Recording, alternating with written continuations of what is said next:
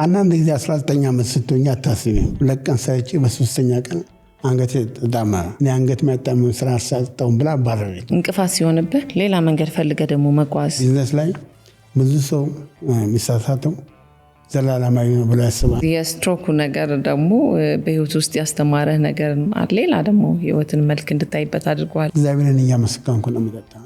4 ወር ውሃ መጠጣት አልችልም ነበር።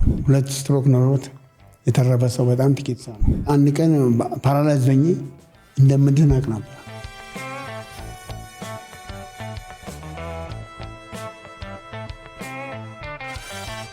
ሰላም ጤና ይስጥልን። ይህ ቆይታ ከአምለሰት ጋር ነው። የዛሬ እንግዳችን አድርገን የጋበዝነው ኑሮውን በሀገረ አሜሪካ በማድረግ በርካታ ዓመታትን ያስቆጠረውንና በተለያዩ የንግድ ዘርፎች ተሰማርቶ የሚገኘውን ፋርማሲስት አቶ ለማ ጌታቸውን ነው።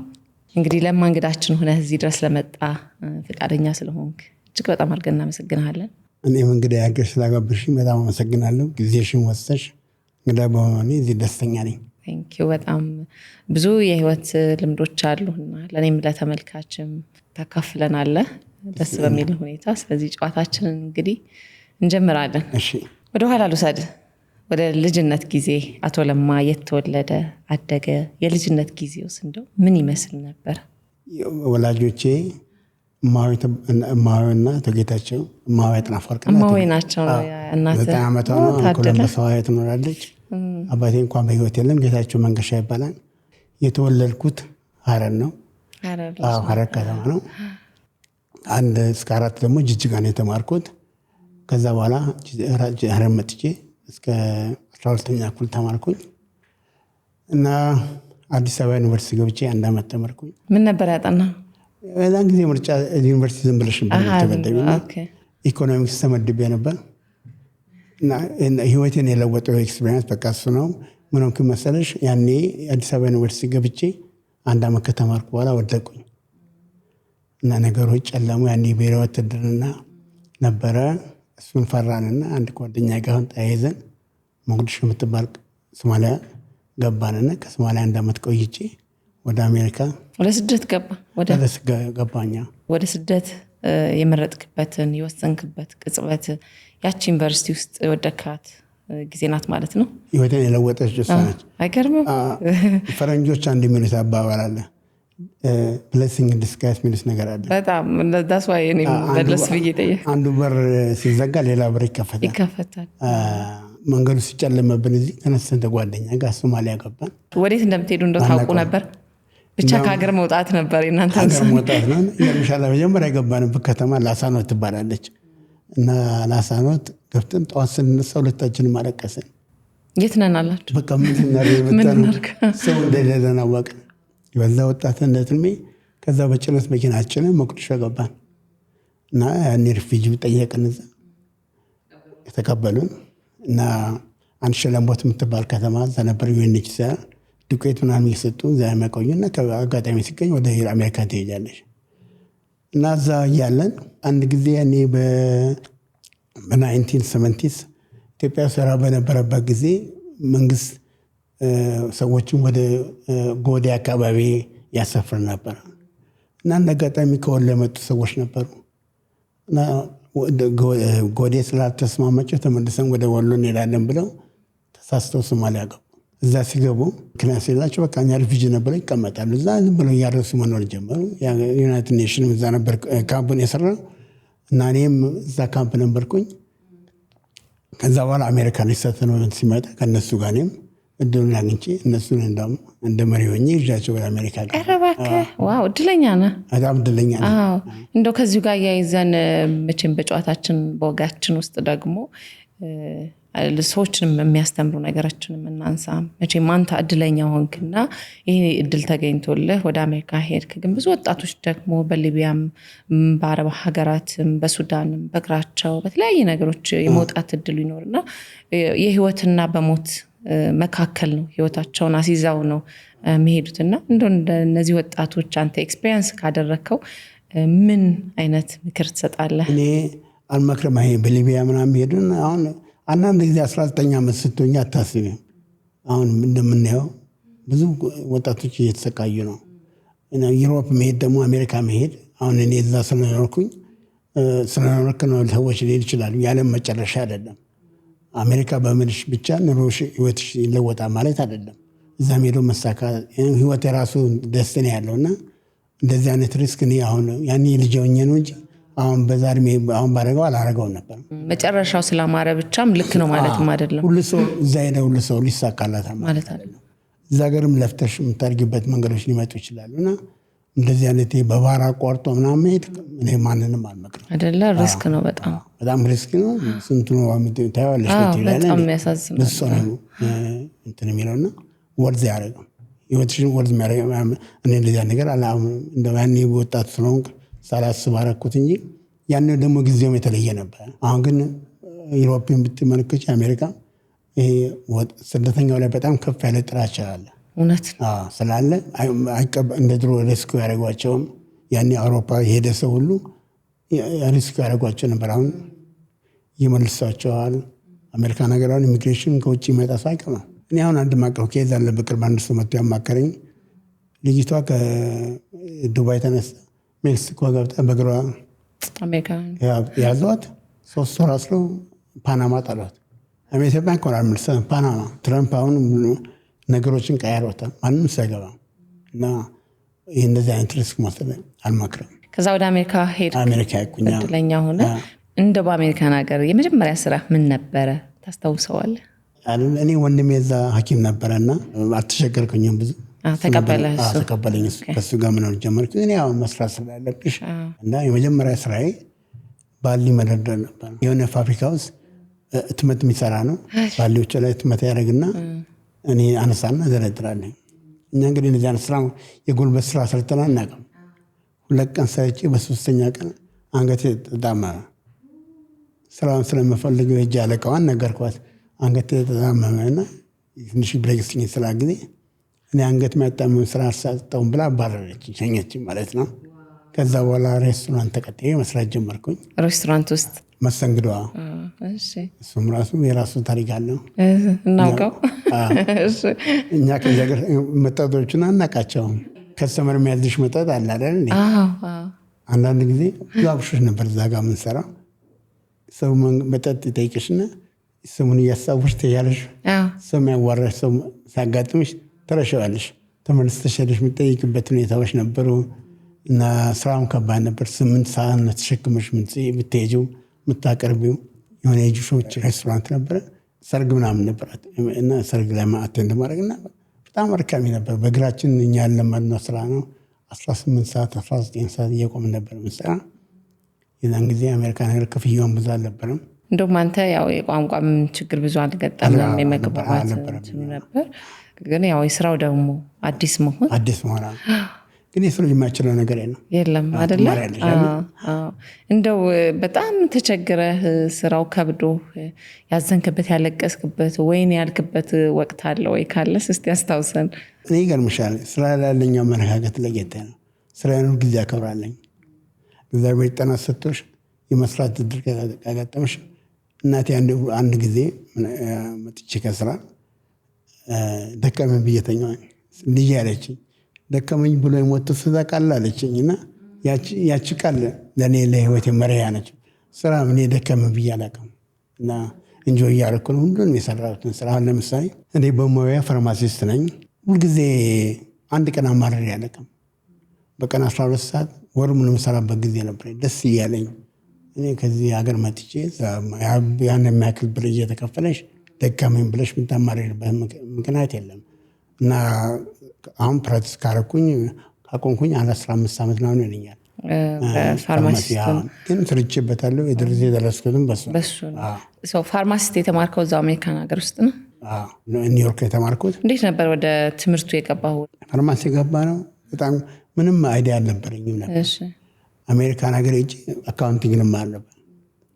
ስገባ ክላስ ውስጥ ሴቶች ብቻ ናቸው። እኔ ብቻ ወንድ የነበርኩትና እንዴ ይህ ነገር የሴቶች ነው መታየት አለበት። ከዛ በኋላ እንደ አጋጣሚ ደግሞ ወንድሜ ፋርማሲስት ጉባኤ ተምሮ አዲስ መኪና ገዝቶ አየ ነው። እዛ ነበርነው አብሾች ሁሉ ፋርማሲስት ገዛ አዘወል ሰዓት በቃ ኢንካም ነው። ኢንካም አየ ቆንጆ መኪና ይወጣ የምትከፈት ነው። ነርሶስና እንዴ ያው ለምን ገብተህ ፋርማሲስት ብለን ገባን እንጂ ሌላ ምክንያት ምንም አልነበረኝም። ልጅን ሆነ ግን ፓሽን ነበረ ይሄን ሆናለሁ ብለን ምንም አይዲያ የለኝም። አስፕሬን እንኳን አላውቅም ነበር። እና ግን እኔ ፋርማሲን መሸጋገሪያ ነው ያደረኩት። በኋላ እነግርሻለሁ። ህይወቴን የጀመርኩት ብዙ ነገር የሰራው በዛ የራሴን ፋርማሲዎች ነበሩኝ። ባለቤቴ ያሰራው ስራ የቢዝነስ ሰው ነህ፣ ግን ደግሞ ወዲያው ወደ ራስህ የመቀየር እኔ ቤተሰቦቼ በተለይ እናቴ ትነግድ ነበር ጊዜ ትነግድ ነበር። እኔ ልጅ እያለሁ እዚህ ካዛንቺስ 4ኛ ክፍል ተማሪ እያለሁ ሰፈር ውስጥ እየዞርኩ እንጀራ ትሸጥ ነበር። የንግድ ነገር ታውቀዋለህ? ቢዝነስ አይዲያው አለ ምንም አለኝ። እና ያልሰራው ስራ የለኝም። አሜሪካ ነገር ያልሰራው ስልሽ ያልሰራው ቢዝነስ የለኝም ማለት ነው። የራስን ቢዝነስ ብዙ ቢዝነስ ሰርቻለሁ። በአንድ ወቅት እስከ 500 ሰራተኞች ነበሩኝ። አሁንም ብዙ ሰራተኞች አሉ። ብዙ ነገር ሰርቻለሁ። እስቲ እንደው በዛ የህይወት ጉዞ ደግሞ መውደቅም አለ ሰክሰስ ብቻ ሳይሆንና እንደው ፌል ያረክበት ጊዜስ ነበር ወይ? የራስን ቢዝነስ ከፍተህ ያ ስሜት እንደው ምን ይመስላል? አንተ አስተሳሰብ ላይ ምን አይነት ኢምፓክት አመጣ? ከመጀመሪያ ልጀምርልሽ እንዴት አድርጌ ቢዝነስ ውስጥ እንደገባሁ። እስቲ እባክህ። እኔ ፋርማሲ ስኩል ጨርሼ ለአንድ ራይት የሚባል ኮርፖሬሽን ፋርማሲስት ሆኜ እሰራ ነበርና ወደ ክሊቭላንድ ብዙ ስቶር አላቸውና እኔ ሀቀኛ ሰራተኛ ነበርኩኝ። እና አንዳንድ ቀን ሰውየው ብዙ ወደ 50 በላይ እዛ ከተማ ውስጥ ነበራቸውና ፋርማሲ ሲያጡ እኔን ይደውልልኛል። ከእንቅልፌ ተነስቼ እሰራለሁ ሄጄ። አንዳንድ ቀን በወር 30 ቀን እሰራለታለሁ። 12 ሰዓት ማለት ነው። ምን ሆነ መሰለሽ አንድ ወቅት ላይ አንድ ሰራተኛ መቅጠር ፈለጉ። እኔ ማኔጅ ማድረግ የነበረውን ስቶር ለሱ ለመስጠት ፈለጉና እሱን ቀጠሩት ለኔ ሳይነግሩኝ። እና አንድ ሰው እየደወሉ ምን አለኝ፣ ሰማህ እንደ አለኝ እንትና የሚባል ሰው ቀጠሩ እኮ በአንተ ቦታ። እኔ ሌላ ቦታ እያገለገልኳቸው ነበር። በጣም ተናደድኩኝና ደወልኩለትና ጠራሁት። እንዴት ምሳር እንደዚህ እየሰራሁልህ እንዴት ታደርገኛለህ? ምን አልነግረኝ ነው መጀመሪያ ብዬ ቁልፍ ሰጥቼው ስራውን ለቅቄ ሄድኩኝ። እና ለአንድ ወር አረፍኩኝ። ከዛ በኋላ አንድ ማርክ ክላስማ የሚባል ካምፓኒ ነበረና እንደ አጋጣሚ ኢንተርቪው ሄድኩኝ ላናግር። ሲሄድ ሰውየው እንደ አጋጣሚ ነው የፋርማሲ ዳይሬክተሩ አልነበረም፣ የካምፓኒው ቫይስ ፕሬዚዳንት ነበረና ገባን። እጅግ ቀረብኩኝ እሱ ጋር ወሬ ጀመርና እኔ አንድ ሀሳብ መጣኝ። ለምን ፋርማሲ እጥረት ካላችሁ እኔ የራሴ ካምፓኒ አለኝ፣ ምንም እንኳን አልነበረኝም የዛን ጊዜ፣ ሰውም ላቀርብላችሁ ይችላል። እባክህ አለኝ። ዋጋ ስንት ነው አለኝ። ከትላልቅ ካምፓኒዎች ጋር እንግዲህ መወዳደር የዛን ጊዜ ስነግረው እንደዚህ ዋጋውን ነገርኩት። ደስ አለው። ቆይ ላስብበት አለኝ። የዛን ጊዜ ትዝልሻ 2000 ላይ ኮምፒውተሮች ይለወጡ ነበር። በኦሃዮ ሕግ መሰረት አንድ ፋርማሲ አለ ፋርማሲስት ተከፍቶ መግባት አይቻልም። እና ወደ 51 ስቶር ነበራቸውና ማታ እየተገቡ ኮምፒውተሩ መቀየር ነበረበት። እንዳጋጣሚ የሆነው አንድ እርጉዝ ሴትዮ ሰው ሰራላቸዋለኝ ብላቸው እርጉዞ ነች ስትሆን አልሰላም አለቻቸው። ማጋ ይደውላሉ። የዛ ቀን ያወራን ሰው እኔ ጋር ደወለልኝ ማለት ነው። ያን የመጀመሪያ ቢዝነሴ እዚህ ጋር በሩ ሲዘጋ ከፈትኩኝ። እዚህ ላይ እንደውም ለወጣቶች ምን አስተምረን ማለፍ እንችላለን። አንዳንድ ጊዜ ትግል ዝም ብሎ አንድ ነገር ላይ ቆሞ መታገል በራሱ ልክ አይደለም። በቃ አንድ ሰው እንቅፋት ሲሆንብህ ሌላ መንገድ ፈልገ ደግሞ መጓዝ፣ ምክንያቱም ያንተን እድል ማንም ሰው መዝጋት እንደማይችል ያሳያል። እኔ እሱ በተደጋጋሚ ዘላሳ 25 ዓመት ቢዝነስ አለም ያጋጠመኝ ችግር ነው። አንድ ነገር ሲወርቅ ያለ መጨረሻ አይደለም፣ ሌላ ነገር ትሞክራለሽ። ማስተካከል ያለብሽን ያስተካከልሽ እና እኔ ያኔ የፋርማሲ እንደዛ ሰርቼላቸው ዲስአፖይንት ቢያደርጉኝም እኔ ግን ሌላ መንገድ ከፈተልኝ።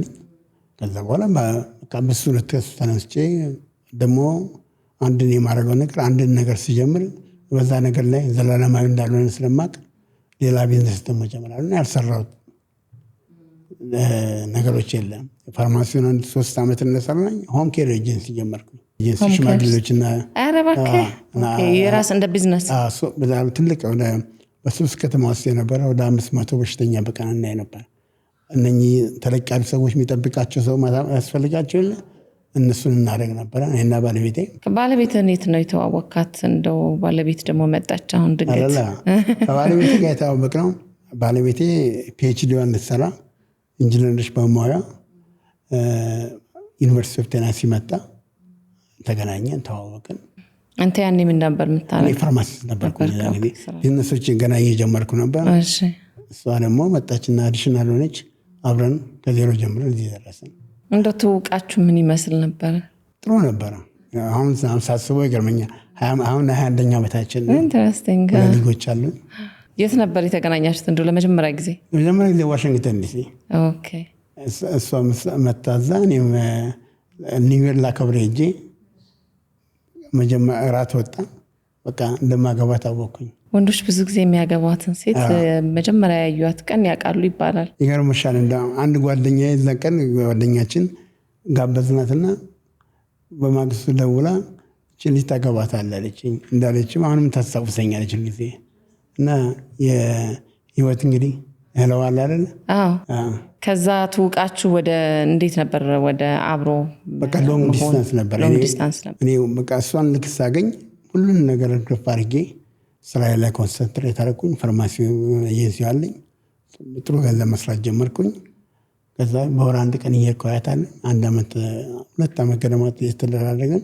ከዛ የዛን ጊዜ እሷ ስመጣ ሆም ኬር ኤጀንሲውን ጀምሬ ነበረ። እሷ ልክ ፒኤችዲዋን ጨርሳ ኢንጂነር ነች። ስራም አልፈለገችም። ተቀበለችኝና ሆም ኬር ኤጀንሲ ከዜሮ አንስታ ለ500 ሰራተኛ ደረሰች። በጣም ደስ ይላል። ቅድም እንደነገርኩሽ ሁሉን ነገር አብረን የሰራነው አሁንም አብረን የምንሰራው። የኔ ድክመት የእሷ ፕላስ ነው። የኔ ጉብዝና ደግሞ እሷ የላትም እና እየተባበረ አብረን ነው የምንሰራው። አሁንም አብረን ነው የምንሰራው። እንደው አብሮ መስራት ምን ይመስላል ከትዳር አጋር ጋር? ምክንያቱም ብዙ ጊዜ አንዳንድ ሰዎች ምን ይላሉ፣ እኔ ከባሌ ጋር መስራት አልችልም፣ እኔ ከሚስቴ ጋር መስራት አልችልም ይባባላሉ። እና እሱ ያለውን ቫሊዩ እሱ ያለውን እውቀት አለማየትም ይመስለኛል። እና ከሌላ ሰው ጋር አንድ ሰው መስራት ከቻለ ለምንድን ነው ከትዳር አጋሩ ጋር መስራት ማይችለው ብዬ አስባለሁ። እና እናንተ ደግሞ ምሳሌ ስለሆናችሁ አብሮ በመስራት ይሄን ሁሉ አመት እስቲ እንደው ኤክስፒሪየንሱን ሼር አድርገን። ይህም በጣም ደለሳለኝ ጥያቄ ስለጠየቅሽኝ። አዲኝ የባህል ነገር ነው መሰለኝ እዚህ ሀገር። ባለፈው አንድ ቦታ ተናግሬያለሁኝ። አሁን አዲስ አበባ ስመጣ ብዙ ህንፃዎች ጋር ስትመለከቺ በወንዶች ስም ነው የሚጻፉት። ሴት እንግዲህ ግማሽ ባለቤት ነች አይደል? መጽሐፍ ቅዱስ የሚለው ወይ ደግሞ በልጅ ስም ነው የሚሆነው። እኔ ሊገባኛቸው ሰርጊው አላውቅም፣ ግን ልክ ነህ ልብ ብለሽ እስኪ። እኔ አሁን አሜሪካን ሀገር የተመራመሩ የምታያቸው አበሾች የለማ ህንፃ ነው እንጂ የገነት ህንፃ የለም። እኔ ግማም ነው እና እሷ አንድ ነን፣ አብረን የሰራ ነው። እሷ ባትኖር ኖሮ እዚህ አልደርስም ነበር። ምንም ጥያቄ የለኝም። ብዙ እኔ የሌለኝ ኳሊቲ እሷ አላት። ምን እላለሁ መሰለሽ፣ እኔ ሀረር ነጋዴ ነኝ። ሀረር ነው ያደግኩት። 1+1 3 ነው የምለው እኔ። ባለቤቴ ግን 1+1 2 ነው። ሎጂክ እና የእሷን ቅድም ለጠየቅሽኝ ጥያቄ ሰዎች ለምን አብረው አይሰሩም ላልሽው አፕሪሼት አለመደራረግ። አሁን ባለቤቴ በጣም ነው የምተማመንባት። አስተሳሰቧ ረጋድሽ ነች። አስባ ነው የምትሰራው። ሁልጊዜ የልጆቿና የትዳራው እኛ ነው የምንቀድምባት እና ምንም ኮምፕሮማይዝ አታደርገው። እኔ ድክመቶች እሷ ላይ ያሉ እና ከእሷ ጋር በመስራቴ ደስተኛ ነኝ በጣም። እሷም የኔን ኳሊቲ ታከብራለች፣ ታደንቃለች። አሁን ለምሳሌ እኔ እንጂ ዝም ብዬ አንድ ቢልዲንግ ሳልገዛ ሳላማክራት እንኳን ብገዛ ኩዌሽን አታደርገኝም። የኔን እውቀት ታከብረዋለች፣ ኩዌሽን አታደርገኝም። እኔ ቤተሰቤን የሚጠቅም ነገር እንጂ የሚጎዳ እንደመገር እንደማልሰራ ታውቃለች። ገንዘብ ላይ ለምሳሌ ሴቶች በጣም ጎበዝ ናቸው ከሆነች አይደለ? እንደዛ ብዬ አምናለሁ። እና እሷን ሁሉን ነገር በደንብ አድርጋ የምትቆጣጠረው እሷ አሁን ደጋግሜ ነው የምልሽ። እሷ ባትኖር ኖሮ እዚህ አልደርስም ነበር። አንድ ጨዋታ ልንገርሽ። እንደው አንድ ጊዜ ገና እንደተጋባን ለሃኒሙን ፓሪስ ሄድን እና እኔ ስቴሽን ትንሽ ሞክራለሁ። ብዙ ገንዘብ አልነበረ ነው እና መኪና ልንከራይ ሄደን አውቶማቲኩ ውድ ሆነ፣ ማኑዋሉ ርካሽ ነው። እኔ ፈራሁኝ። አንተ እኮ ዝም ብለህ የምትፈራው እንጂ በጣም ጎበዝ ነህ አለች። ኧረ እባክሽ አልኳት። እንደሚድረው ፓሪስ እየተንገዳገርኩ ሳብረታተኝ ኢሮፕ ዞርን፣ ፈረንሳይ፣ ስፔን ምናምን እየነዳ አውቶማቲክ ቤት ውስጥ ነው ወንድ ኮንትኑ ኢነርጂው ምኑ ውስጥ የሚደረገው ይባላል። ሳይኮሎጂስቶች ብላሉ አንቺን ልክብሽ እንም ዝቅ ልታደርግሽ የምትችልሽ ፓርትነርሽ። እውነት ነው። እኔ ባለቤቴ በእኔ ላይ በጣም እምነት አለ። እኔም እንደዛ እምነት አለኝ። ዳሰኪ አንዳንድ ጊዜ ደግሞ የምትዋጊውን ጦርነት ማወቅ አለብሽ። ማይረባ ነገር ቤተሰብሽ የሚረብሽ ከሆነ ወርዝ ያደረገው እና ከተከባበርሽ ነው። እኔ እንደማጋነን ያለብሽ። አሁን አንዳንድ ባንኮች ምናምን የምንሰራቸው ሰዎች አንድ ስህተት ቢሰራ ባለቤት ትይዘዋለች ይችላል። በዚህ እንኳን እኔ ብቻ ሳይሆን አብረው ከኛ ጋር ቢዝነስ የሚሰሩ ሰዎች ባለቤት የተንቃቃ መሆን አለበት። ይህም ማይክል ኮንትራት ከላይ እስከታች አንብባ ነው፣ ዝም ብላ አትፈርም እና በቃ እኔ አም ቬሪ ሃፒ። ድለኛ አጋዥ በቃ ደንበኛ ፓርትነር ነች። እውነት ነው። ለምሳሌ ሰራተኞች በማስተዳደር ደረጃ ብጠይቅኝ እኔ ልቅ ነኝ። አሁን አንዳንድ ኦፊስ ስመጣ ሰራተኞቹ እኔ ከመጣሁኝ እግራቸውን ጫማ ጠረጴዛ አድርገው ነው የሚጠብቁኝ። ምሳ ምንድን ነው የምንበላው ይላሉ። ባለቤቴ ስትመጣ ግን በቃ እሷ በስነ ስርዓት ነው ሁሉ ነገር እኔ ላይ እንደሚጨማለቅ እሷ ላይ አይጨማለቅ። ኮሰራ ነች እና አሁን ሳየው እንዳውም ሰራተኛ ዲስአፖይንት የሚያደርገው እኔን ነው እንጂ እኔ እንደዛ የምለቃቸውን ሰው እንጂ ከኔ በለጥ የሚሄዱት እሷ ነው። በደንብ በስነ ስርዓት ስለምትታቸው ማለት ነው። እሱ ባላንስ ነው ውበትም የሚሆነው። ሁለታችሁም አንድ አይነት ልትሆኑ አትችሉም አይደል? የትዳሩም አንዱ ልከኛ የሚሆነው ያንተ እንደዛ ነፃ ማድረግ፣ ከዛ የእሷ ደግሞ ልክ ማስገባት፣ እሱ ባላንስ ነው ለህይወት የሚሰራው ብዬ አስባለሁ። እኔም እስማማለሁ። አየሽ ፐርፌክት የሆነ ላይፍ የለም፣ ፐርፌክት የሆነ ማሬጅ የለም።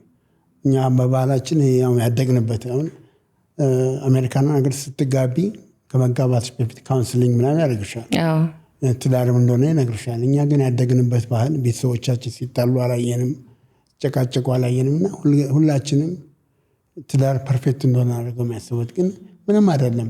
እኔ አሁን ለምሳሌ እኔ አበሻ መቅጠራ በጣም ቀንሻለሁ ማለት አልችልም፣ ግን ሬሌክታንት ነኝ። ለምብቲ ካለኝ ኤክስፒሪየንስ አበሻ አጥፍቶም ስታባሪው 3 ዓመት ነው የሚያኮርፍሽ። አንድ ቸርችም ስትገናኝ ትኮራረፊያለሽ። አሜሪካኖች ግን አለመስማማት ምንም አይደለም። እሱ ኖርማል ያልቃል። አባረሻቸው ማግስቱ ይደውልልሻል። እንዴት ነው? እኛ ግን አጥፍቶም አባረሹ ያንቺ ጥፋት አድርገዋል፣ ፐርሰናል ያደርጉታል። ቢዝነስ በስናል ደግሞ ምንም አይደለም። አለመስማማት ምንም አይደለም። ምንም እኔ አሁን ብዙ አሜሪካኖች ለቀው ሄዱ ምናምን ተጣልተን የሄዱ ሰዎች ነው እስካሁን ድረስ ጓደኞቼ ናቸው። አብሾች እኔ 3 4 5 ዓመት ያቆረፉኛል። ከስራ ባረርን ቆይ አጥርቶ ወንዘር ሰርቆ ማበረሽ ምናምን ያቆርፍሻል እንጂ ሁልጊዜ ከራስ ጋር ማገናኘት አያስፈልግም። ስራ ሲሆን ስራ ነው፣ ፍሬንድሺፕ ሲሆን ፍሬንድሺፕ ነው። እንዳ መጨረሻ ቀጥርጓቸውን አብሾች ነበሩና ቃለ መሃላ አስገብቻቸው ነው እኔ ስራውን ሰጣቸዋለሁ። ግን እናታችሁ ስትሄዱ ተጨባብጠን ተነጋግረን ያልኳቸው ነው ማስቀመጥራቸው። አሁን አንድ ነገር ደግሞ እኔ ቢዝነስ ላይ ማረገው ብዙ ዓመት ከመስራት አንድ ነገር አደረገው። ይሄ ኢንተርቪው ያደርጋል። የመጨረሻ ቀን ሳባረራቸው በማግስቱ ወይም ጠርቼ ቁጭ ብዬ እስኪ ድክመቴን ንገሩኝ፣ የእናንተንም ድክመት ነገራቸው። የልባቸውን ተነጋግረን ትለያያለን። ተማምረህ ማለት ነው። እነሱም ሌላ ቦታ ሲሄዱ ራሳቸውን አስተካክለው ይቀርባሉ። አንተም ደግሞ ሌላ ሰራተኛ ሲመጣ ያንተን ጉድለቶች አስተካክለ ማኔጅ ታደርገዋለህ ማለት ነው። ይሄ ስማርት ነው። በዚህ ላይ እንደገና ልጨምርና በድሮ ወጣት እያለሁ የዛሬ 15 ዓመት ምናምን ዝም ብዬ ሰው ወዲያውን አባረር ነበር። አሁን ግን 3 ወር የሚፈጅብኝ ይችላል። ቁጭ ብዬ አስቤ ከመሰዋ ጋር ቆሜ ተነጋግሬ ምን እንደምናገር የልቤን ተናግሬ ሳትቸኩል የራሴን ጥቅም አስቀድሜ በደንብ አድርጌ ነው የምሸኘው እንጂ በአንድ ቀን አሁን እንደ ድሮ ስመጣ አሁን ለምሳሌ አስታውሳለሁ የዛሬ 20 ዓመት አንድ ቢሮ ስመጣ የሆነ ነገር አታርጊ ብያት ነበር። ገና ስገባ እያደረገች ያገኛል ወዲያውን አባረርኳል። አሁን ግን አላደረገውም። እንደዛ በማግስቱ አስቤ ተናግሬ ራሴ ጋር አውርቼ ከዛ በኋላ ነው የምሸኛቸው። እስቲ ከዚህ ጋር ያይዘህ ያው በእድሜ ደግሞ ልዩነት ውስጥ የአስተዳደርና የአስተሳሰብ ልዩነቶች አሉን። አንተ አሁን ወደ 60 እየጠጋው ነው ብለኛል ቅድም ስናወራ። እንደው በስንት ዓመት በ20 ዓመት እና በ40 ዓመት እና በ60 ዓመት ያለውን የአስተሳሰብ ልዩነት፣ ስለ ሰዎች ያለ አመለካከት ልዩነት፣ ስለ ህይወት ያለን አመለካከት ልዩነት እናውጋው።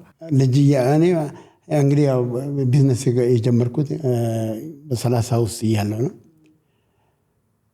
መጀመሪያ ላይ ገንዘብ ነበረው። ገንዘብ መስራቱን ነው እንጂ ሌላ ነገሮችን እንትን አልልም ነበር። እናልኩሽ መጀመሪያ ፋርማሲ ስታፊንግ ኤጀንሲ ጀመርኩኝ። ከዛ ሆም ኬር ኤጀንሲ፣ ከዛ ወደ ሪል ስቴት ውስጥ ገባሁ። ከዛ ወደ ሬስቶራንት ገባሁ። ከዛ ራሴ መገንባት ጀመርኩኝ። በእያንዳንዱ ጊዜ ያለኝ አስተሳሰብ ሰው አላዳመጥም ነበር ድሮ። አሁን ግን አንድ ነገር ውስጥ ስገባ መውጫዬን አስባለኝ። ነገሮች ላይሳኩ እንደሚችሉ አስባለኝ። እኔ አሁን ከባለቤቴ ድሮ የዛሬ 20 ዓመት ከፓርትነር ጋር ሰራ ነበር፣ ከሰዎች ጋር ሰራ ነበር። አሁን በፍጹም እኔ አንድ ነገር እንገንባ ሲሉኝ ምን እንስራ ሲሉኝ ከባለቤቴ ጋር ካልሆነ አልሰራም። በቃ እሺ ማይ ፓርትነር እኔና እሷ ነን እንጂ ከሌላ ሰው ጋር ገብቼ ነገሮች ሊበላሹ እንደሚችሉ ስለማውቅ ከመብሰል የመጡ ነገሮች አለ አይደል? እንደዛ አላረግም። ማስተዋል በጣም ሰው አልቀየምም። ድሮ አኮርፍ ነበረ። አሁን ሰዎች በአንድ ነገር ሲጣሉኝ ስቄ ነው የምሄደው። ለእነሱ ነው ማዝንላቸው። ቂም አልይዝም። ከእድሜ ጋር የሚመጡ ነገሮች አሉ አይደል? ሁልጊዜ ደግሞ አንዳንዴ ቁጭ ብለሽ ያሳለፍሽውን ማየት አለብሽ። ችግሮች ሲመጡ እንዴት መጡ? ከኔ ጋር ምን ጎሎ ነው ይሄ ነገር ሊመጣ የቻለው?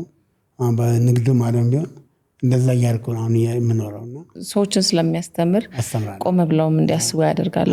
ይሄ እድሜ ነው ለካ እንደዚህ የሚያስቸኩለኝ ለውሳኔም ለምንም ንዴቱም ሲመጣ ከእድሜ ጋር የሆነ ካራክተር እንደሆነ አስበው ራሳቸውን ማኔጅ እንዲያደርጉ ያግዛቸዋል ብዬ አስባለሁና ትክክል። እኔ ገርምሻል የዛሬ 2-3 ዓመት ነው ያላሰብነው ነገር የከተማው ከንቲባ ጋርና የህግ ዳይሬክተሩ ጋር በሆነ ችግር ተፈጥሮ ነበርና ብዙ ጊዜ ትልቅ መሰናክል አጋጥሞን ነበር እና ባለቤቴ አማቹል ስላደረግን ትልቅ ችግር ነበርና ረጋ ብለን አስበን ተመካክረን ተነጋግረን ብለን የመጣበን ነገር መለስ ነው።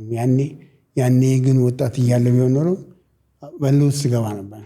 ባለቤቴ መለሰችኝ። እኔም ደግሞ በአቅሜ ሄጄ እነሱን አታክ ላደርጋቸው ነበር። ራሱ መከረችኝ፣ አዳመጥኩ፣ ተውኩት፣ አላረኩትም። በቃ እያልፋል ነገርና እንተዋለችኝ። ከእድሜ ጋር መጣ ነገር ነው አለ። እኔም አዳምጬ አላረኩትም። ያኔ ጎረምሳ ቢሆን ኖሮ ግን ግብ ይፈጠር ነበር። ከዛ ህይወትም በቃ ሁለታችንም ስማችን ይጠፋል፣ ስራ ደግሞ ይበላሽ ይችላል። አንዳንዴ ደግሞ በገንዘብ የመጣ ችግር አይደለም፣ ታልፈዋለች። ስለዚህ አሁን አብራችሁ የምትሰሩት ስራ አዛውንቶቹ ዘጋ ነው። እሱን ዘጋችሁት? አንድ እኔና ባለቤቴ ምን አለ መሰለሽ፣ አንድ ነገር ሲያድግ ጥቅሙ ሲቀንስ ጥሎ ነው እንሄዳለን እና ብዙ አሁን ፋርማሲ ነበረኝ።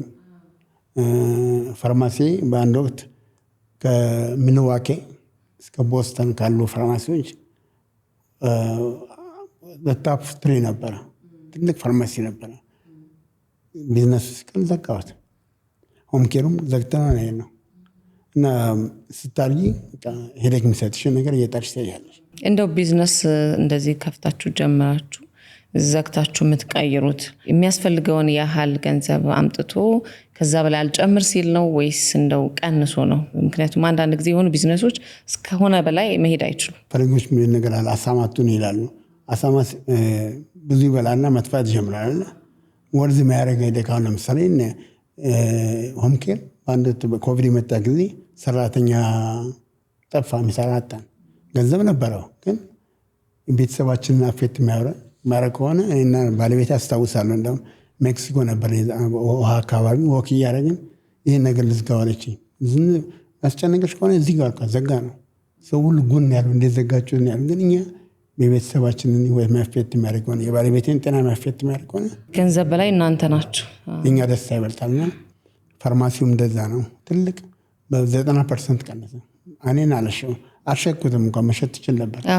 ዝም ብዬ ለሰዎች ነው የሰጠው እና አይ ቲንክ ቢዝነስ ላይ ብዙ ሰው የሚሳሳተው ዘላለማዊ ነው ብሎ ያስባል። አይደለም። ሁሉ ነገር የምትሰሪው ነገር ሁሉ ያድጋል። ፕላቶ የሚሆንበት ጊዜ አለ፣ የሚወርቅበት ጊዜ አለ። ያንን ሪላይዝ ካረግሽ አላረሽ ችግር ነው። ኢሞሽናል አታች ካረግሽ ወይ ደግሞ ሰፈራለ ኢሞሽናልሽና ቢዝነስ ዲሲሽን መለያየት ዲታች መሆን አለበት። ኢንትረስቲንግ። ብዙ ሰው የሚሳሳተው እሱ ነው።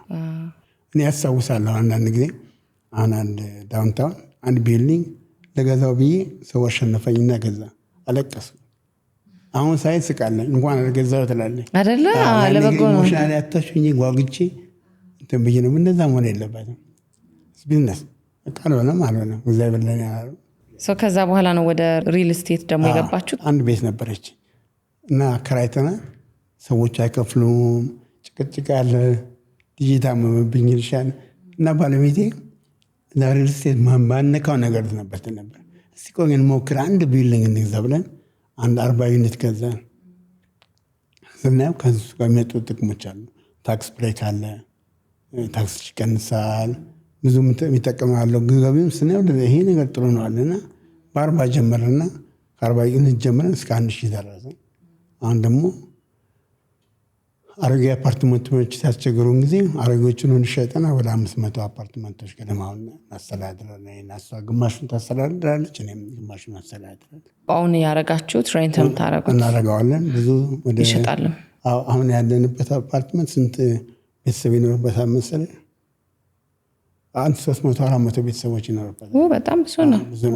ማኔጅመንት አለ ራሱ? ማኔጅመንቱ ራሳችን ማኔጅመንት ካምፓኒ ነው። ኦኬ።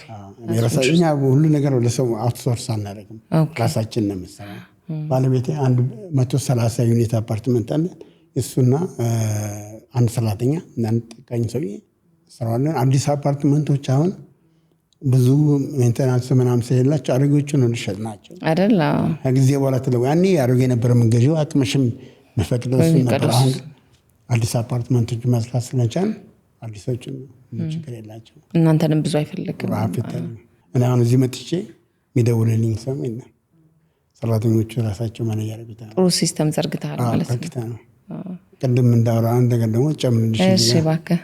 ሰራተኞችን ኢምፓወር ማድረግ ነው።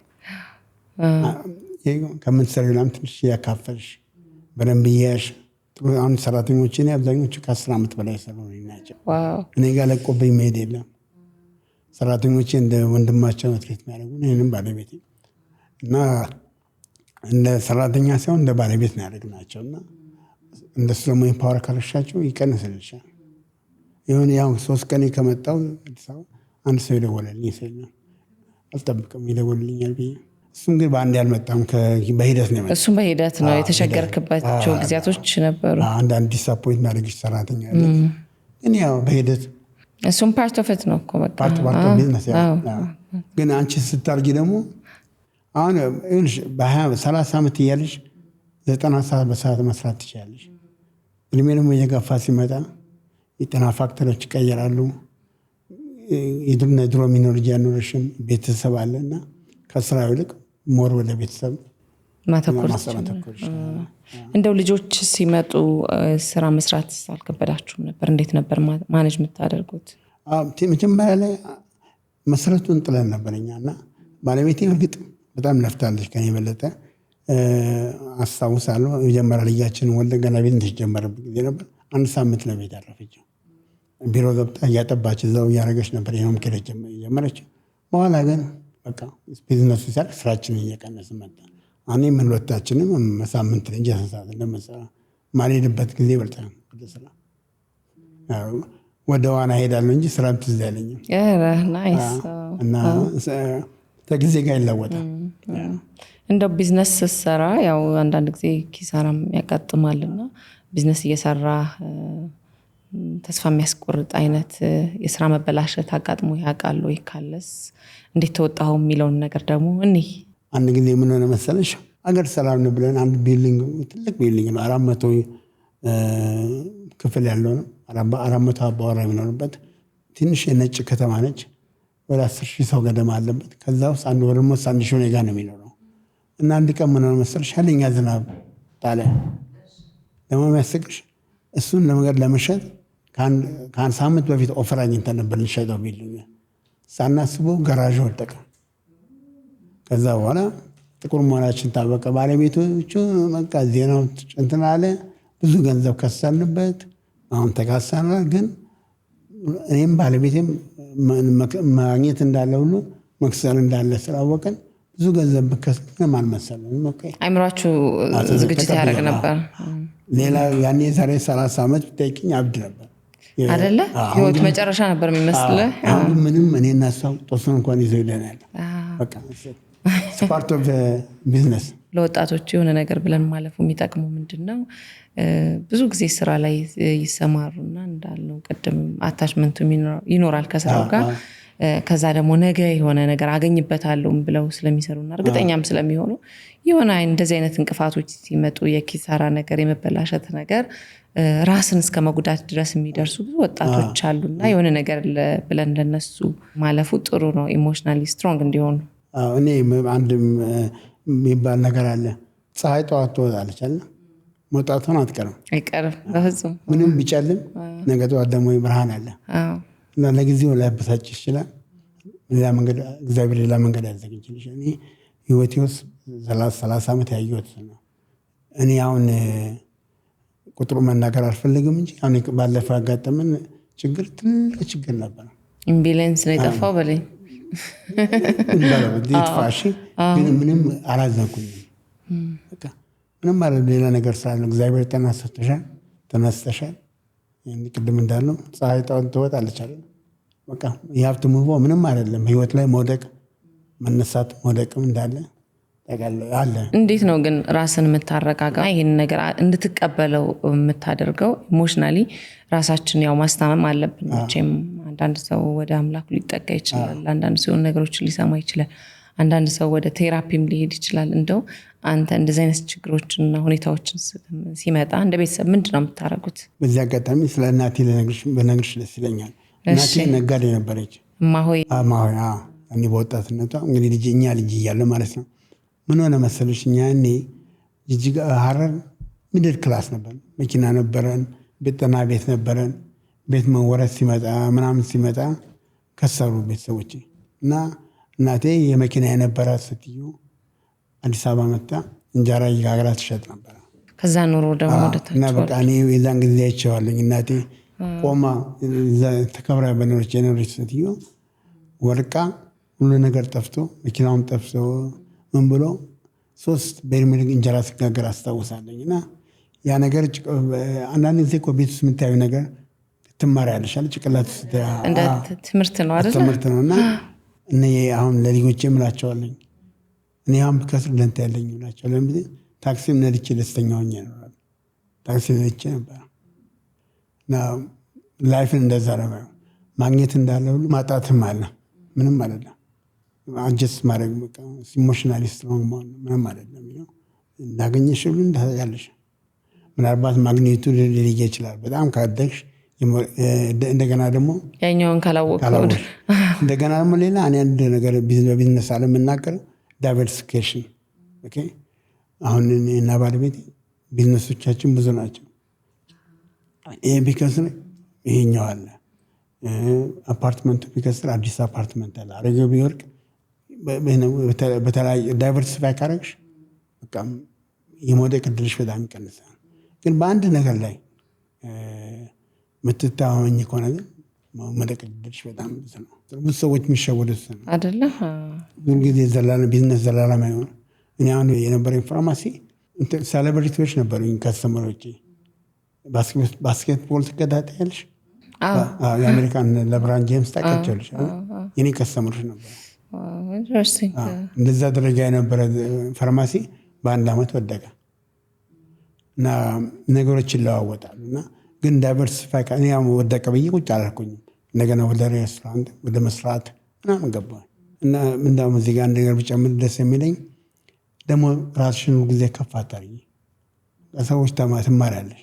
እኔ አንድ ምሳሌ አንድ ጊዜ አስታውሳለሁ። ፈርስት ናሽናል የሚባል ባንክ ሄድኩኝ፣ ስብሰባ ነበር። እነሱ እኮ ይህን ሰውዬ እንዴት ደረሰ ምናምን ብለው ስለ መማር ነው የተሰበሰብ ነው። እኔ ግን ሄጄ የሆነ ሲስተሞች መማር የምፈልገው ነበር። እስቲ ንገሩኝ፣ ነገር አስረዱኝ፣ እንዴት ነው የሚሰራው ብዬ ስላቸው ለነገጡ። እነሱ እኔ ቢዝነስ ፈልገው ነው የመጡት። እኔ ግን ሄጄ ከእነሱ መማር ያለብኝ ነገር ጠየቅኳቸው እና በጣም ነው ያደነቁኝ። እኛ ብዙ ነጋዴዎች ከነገደነ ሁሉ ሰው አውቃለሁ እንጂ የሚለው አላውቅም ብሎ መጥቶ እንደዚህ የሚናገር ሰው አላየንም። እና ቁጭ ብዬ አዳመጥኳቸው ምን ማድረግ እንዳለብኝ። እና በሂደት ውስጥ ትማሪያለሽ። እኔና ባለቤቴ ቢዝነስ ስንጀምር መጀመሪያ አፓርትመንታችን ብድር እንኳን እንዴት እንደሚገኝ አናውቅም ነበር። ጥናት እያደረግን አዋቂ ሰዎች ቀጠርን። ለምሳሌ ትልቅ ውሳኔ ወስነን እኔና ባለቤቴ ሪል ስቴቱን ሲጀምር አንድ ትልቅ ካምፓኒ ሎየር ነበር ቀጠር ነው። ከሱ ብዙ ነገር ነው የተባለው፣ ብዙ ነገር። አሁን ማናውቀው ነገር ሙያውን ለባለሙያ መስጠት ደግሞ ራሱ ትልቅ ጊዜም ሴቭ ያደርጋል። ዴሊጌት ማድረግ አይሽ ገንዘቡን ወርዝ ያደርጋል። እዛ ሎየር ላይ ጠፋው ገንዘብ ብዙ ገንዘብ አምጥቷል፣ ብዙ ገንዘብ ያመጣል። በኋላ ተቃያምን የተለያየ ነው፣ ግን ጠቅሟቸዋል። በጣም ቁጥር አመሰግነዋለሁ። ህይወቴን ለውጦታል። ያ ደግሞ ትልቅ ነገር ነው። ማመስገን ደግሞ አመስጋኝ መሆን ሰው ልጅ ተመስገን አያውቅም ማለት ነው ይባላል። በጣም አዎ፣ ተመስገን በጣም ትልቅ ነገር ነው። እና አንቺ እኮ አሁን ዛሬ እድለኛ ነህ። በየቀኑ እኮ 1440 ደቂቃ ይሰጠናል። እና ስንታችን በፖዚቲቭ የምንጠቀመው? ነገ ጠዋት ላናገኘው እንችላለን። ፈጣሪ በየቀኑ ይህን ደቂቃ ይሰጠናል። አለመነሳትም ይቻላል። ዛሬ ጠዋት ያልተነሱ ሰዎች አሉ። እና አሜሪካኖች አንድ አባባል አላቸው፣ ኤቭሪዴይ እንደ መጨረሻ ቀን ኑሮ ይላሉ። ህይወት እንደዛ ነው። በመጽሐፍ ቅዱስም በስፒሪቹዋልም ስታየው ደግሞ እሱን እኮ ነው ለነገን ያለው ነው የሚለው። ይህን ጨዋታ ካነሳሽ ያጋጠመኝን በነገርሽ ደስ ይለኛል። 2020 ኮቪድ የመጣ ጊዜ አንዳንድ ጊዜ አንድ ቢልዲንግ እየሰራሁ ነበረ እና ከአርክቴክቶች ጋር ምናምን ጠዋት 10 o'clock ላይ ስብሰባ ነበረኝ። ሪኒው ነው የምታደርገው ወይስ ከስክራች? ከስክራች ነው። ኦኬ ኢንትረስቲንግ። ሁሉም አዲስ ነው። አዲስ ነው ይባላል። ባለቤት የአዲስ አበባ ልጅ በአዲስ አበባ እና ደግሞ ጥሩ ቦታ ነው ብታይ፣ ማጋነን ቢሆንብኝ አሜሪካን ውስጥ ጥሩ ቦታ ከሚባሉ ቦታዎች የታወቀ ሐኪም ቤት ከሱ በፊት ለፊት ነው ያለው። እና ምን ለመስራት ተሰብስበን ምናምን እኔ ሐኪም ቀጠሮ አለኝ ብዬ ሄድኩኝ። ሐኪም ያየች አኑዋል ቼክአፕ ነበረ። በቃ ደህና ነው ሂድ አለች። ሄድኩኝና ማታ ላይ ልጄ ጥናት ነበራት ከባለቤት ጋር ተገናኝተን ስታኝ ፊቴ ተጣመዋል፣ አነክሳለኝ። ከዛ በኋላ አንተ ሰውዬ ጤነኛ አልመስልም ሐኪም ቤት እንሄዳለች። ወንዶች ብዙ ጊዜ ግትር ነው አለ። ደህና ነኝ ምንም አለ ጤና ላይ በሚመለከት በተለይ ደካማ ነው። ከዛ በኋላ ወንድሜ ጋር ደወልኩና ገነት አይ ቲንክ አሟርተኛል፣ ፊቴ ተጣመዋል፣ ስትሮክ አላልኩትም፣ ይሄኝ ሰብዬ በፌስ ታይም አላልኩት። እሱም አየኝና ይሉም ደህና ትመስላለህ አለኝ። እኔ ያው ኢመርጀንሲ ሩም ሄጄ አልቀመጥም፣ መቀመጡ ነው የታየኝ እንጂ እሷ ሐኪም ቤት ሄዷ ብላ ይሰር ብላኝ ሄዳለሁ ሐኪም ቤት ብያት እሷን ዋርሽጄ አስፕሪን ወሰድኩና ተኛ። ለካ ስትሮክ አድርገኛል። በቤተሰቤ ረን የሚያደርግ ነው። አባቴን በስትሮክ ነው የሞተው። ከዛ በኋላ ጠዋት ተነስቼ የወንድን ድክመት እኮ ነው ላይ ይሄ ግትርነት አለ አይደል? ጠዋት ተነስቼ እንደገና አንተ ሰው ኢመርጀንሲ ሩም ሚኒስትሪ ነው ወንድሜ ጋር ሄጄ በ30 ደቂቃ ሄጄ እመለሳለሁ ብዬ የ2 ሰዓት መንገድ ጀመርኩኝ። 30 ደቂቃ እንደነዳሁኝ መንዳት አቃተኝ። መኪናን እየነዳሁ ኢመርጀንሲ ሩም ስገባ ዶክተሮች ስትሮክ ያደርጋሉ እና ገባሁና ተኛሁ። እኔ እታመማለሁ ብዬ አላሰብኩኝ። ስትሮክ የሚባለው ነገር ያው ሳይንስ በማየው በጭንቅላቴ ውስጥ ለማን ስትሮክ ያደርገዋል የሚል ነገር አልነበረኝ። ደነገጥኩኝ። ስትሮክ ያደርጋል ማይልድ ስትሮክ ነበረ። ከዛ ትንሽ ገባተኛ የዛን ጊዜ አላስታውስም ምን ያህል ጊዜ እንደቆየሁ እና በቃ ጭንቅላቴን አዘጋጀሁት። ይህ ነገር እግዚአብሔር ያመጣው ተቀብዬው መስራት ያለብኝ ነገር ስላለብኝ ሐኪም ያለኝን ሰራሁኝ። እኔ እንዳውም በቃ ስትሮክ ቀላል መስሎኝ ለእናቴ ምናምን ደውዬ ካናዳ ለስራ ሄጃለሁ እና እንደ 20 ቀን አታገኙኝም አልኳቸው። ቶሎ ድና አገኛቸዋለሁ እንዳይደነግጡ። መጣ በኋላ ግን አወቀች። መጣኝ ቤት መጥቼ ሀገር ሰላም ነው ብዬ ስኖር ከአራት ወር በኋላ ደግሞ አንድ ቀን ትሬኒንግ ረን እያደረኩ የሆነ ነገር ተሰማ። ስፖርት እየሰራሁ ጭንቅላቴ ውስጥ አንድ ነገር ተሰማኝ። ልጆችን ሲያዩ እናታቸው ጋር ደወሉ። አለንቲክ አባታችን ጥሩ አይመስልም ብለው ወሰዱኝ። ንግግሬ እየደከመ መጣ። ስትሮክ ብዙ ጊዜ አፌት ሲያደርግሽ ኢፌክቱ ቀስ እያለ ነው የመጣው። መናገር ማቃቱም አለመጓዝ መቻሉ ምናምን ቀስ እያለ ነው የመጣው እና ሐኪም ቤት ሄድኩኝ። እና ሐኪሙን ሳናግረው ብዙ ጊዜ ሰዎች በዛ በአሜሪካ ፕሮቶኮል ከጠረጠሩ ስትሮክ ሪቨርስ የሚያደርግ ነገር አለ። ቲፒ የሚባል ሜዲኬሽን አለ። እሱን ስጠኝ አልኩት። ወንድሜም እየደወለ ስጠው እሱን ይለዋል።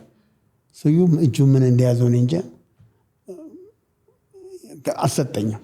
እና ቆስ ለማንኛውም ቼክ እናድርግ ብሎ አስተኛኝ። ከሆነ 3 ሰዓት በኋላ በዛ ያ ነገር ቢሰጥሽ በ2 ሰዓት ቢሰጥሽ ኢፌክቱ ይቆማል፣ ሪቨርስ ይደረጋል። ከዛ የማራዊ ምናምን ሲመጣ እንደገና ስትሮክ አደረገኝ። እንደ አጋጣሚ ኖሮ የድል ነገር ነው ይልሽ ያን መድኃኒት ቢወጋኝ ኖሮ ለጋዳም እየፈሰሰ ነበር፣ ፈሶ ልሞት ይችል ነበር። ኧረ እባክህ ያ ሰውዬ እምቢ ያለበት ምክንያት እኔና አንቺ እኔ ያላወቅሁትን በወቅቱ እንጂ እግዚአብሔር ኢንተርቪው ሲያደርግ ነው። እና ከዛ በኋላ በቃ ፓራላይዝ ሆንኩኝ። አፍንጫዬ መብላት ጀመርኩኝ። ለተወሰነ ጊዜ መናገር አልችልም ነበር፣ ጽሁፍ ብቻ ነበር የምነጋገረው ከሰው። ሪሃብ ሴንተር ገብቼ ወጣ። ታመህ በተኛህበት ሰዓት ደግሞ ያው ድኜ የሚል አይነት ሀሳብ ደግሞ አለ ብዙዎቻችን ላይ። ደግሞ በቃ አለቀልኝ ከዚህ በኋላ ልነሳም የሚሉ ሀሳቦች ደግሞ ይመጣሉና አንተ የትኛው ሀሳብ ነበር እንደው ወደ አይምሮ የሚመጣው? ታመስ ታውቅ ነበር ወይ? እኔ ታመማለሁ ብዬ አንድ ቀንም አስቤ አላውቅም። ዘላለም ጤነኛ ሆኜ ደግሞ እንደማንኛውም ሰው ብዙ ሰዎች አናስበም እስከሚደርስብሻል አይደለ? አሁን እየተስተካከለ የመጣው እንጂ አሁን ወክሳሪ ትንሽ ሊምፕ አደርጋለሁ። ግን ውሃ ስጠጣ ያኔ አይሻ ኦክሲጂን ሲቆም ሳምባ ውሃ ወደ ውስጥ የሚያስገባ ተሳስቶ ወደ ሳምባ ይገባል። ባልቫን ለቃ ነበር እና እስካሁን ድረስ አንዳንዴ ትን ይለኛል። እግዚአብሔርን እያመሰገንኩ ነው የምጠጣ። ለ4 ወር ውሃ መጠጣት አልችልም ነበር። እኔና አንቺ አሁን ውሃ ስጠጪ ምን ትዝ አይልሽ ማለት ነው። እኔ ግን ውሃ ስጠጣ እያመሰገንኩ ትን እንዳይለኝ እና አንዳንድ ጊዜ የተሰጠሽ ነገር በነፃ ሲሰጠን ዋጋ አንሰጠውም፣ ቫልዩ አንሰጠውም እንጂ መንጋቱም መተንፈሱም እንዳልከው ውሃ መጠጣቱም እያንዳንዱ ነገር ተቆጥሮ እግዚአብሔርን የምናመሰግንበት ብዙ ነገር አለ መሆን አለበት። ብዙ ነገር አለ እና አሁን ከዛ የተማርኩት መሰለሽ በቃ በዓለም ላይ ምንም ጋራንቲ የሆነ ነገር የለም።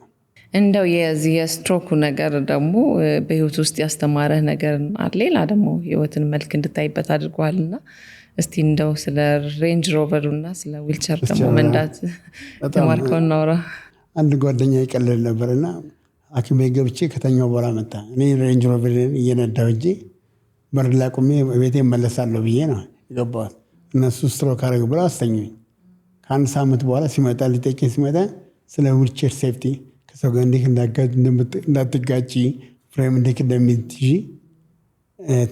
ክላስ 3 ታገኘኝና እንዲህ የዓለም እንዴት ትገርማለች አለ። ራስ መኪና የነዳመት እሱን መጥቶ ፒክ ያደረገው መኪናና ዛሬ ዊልቸር ላይ ወደቀና ነገሮች እንዴት እንደሚገለባበጥ አየሽው።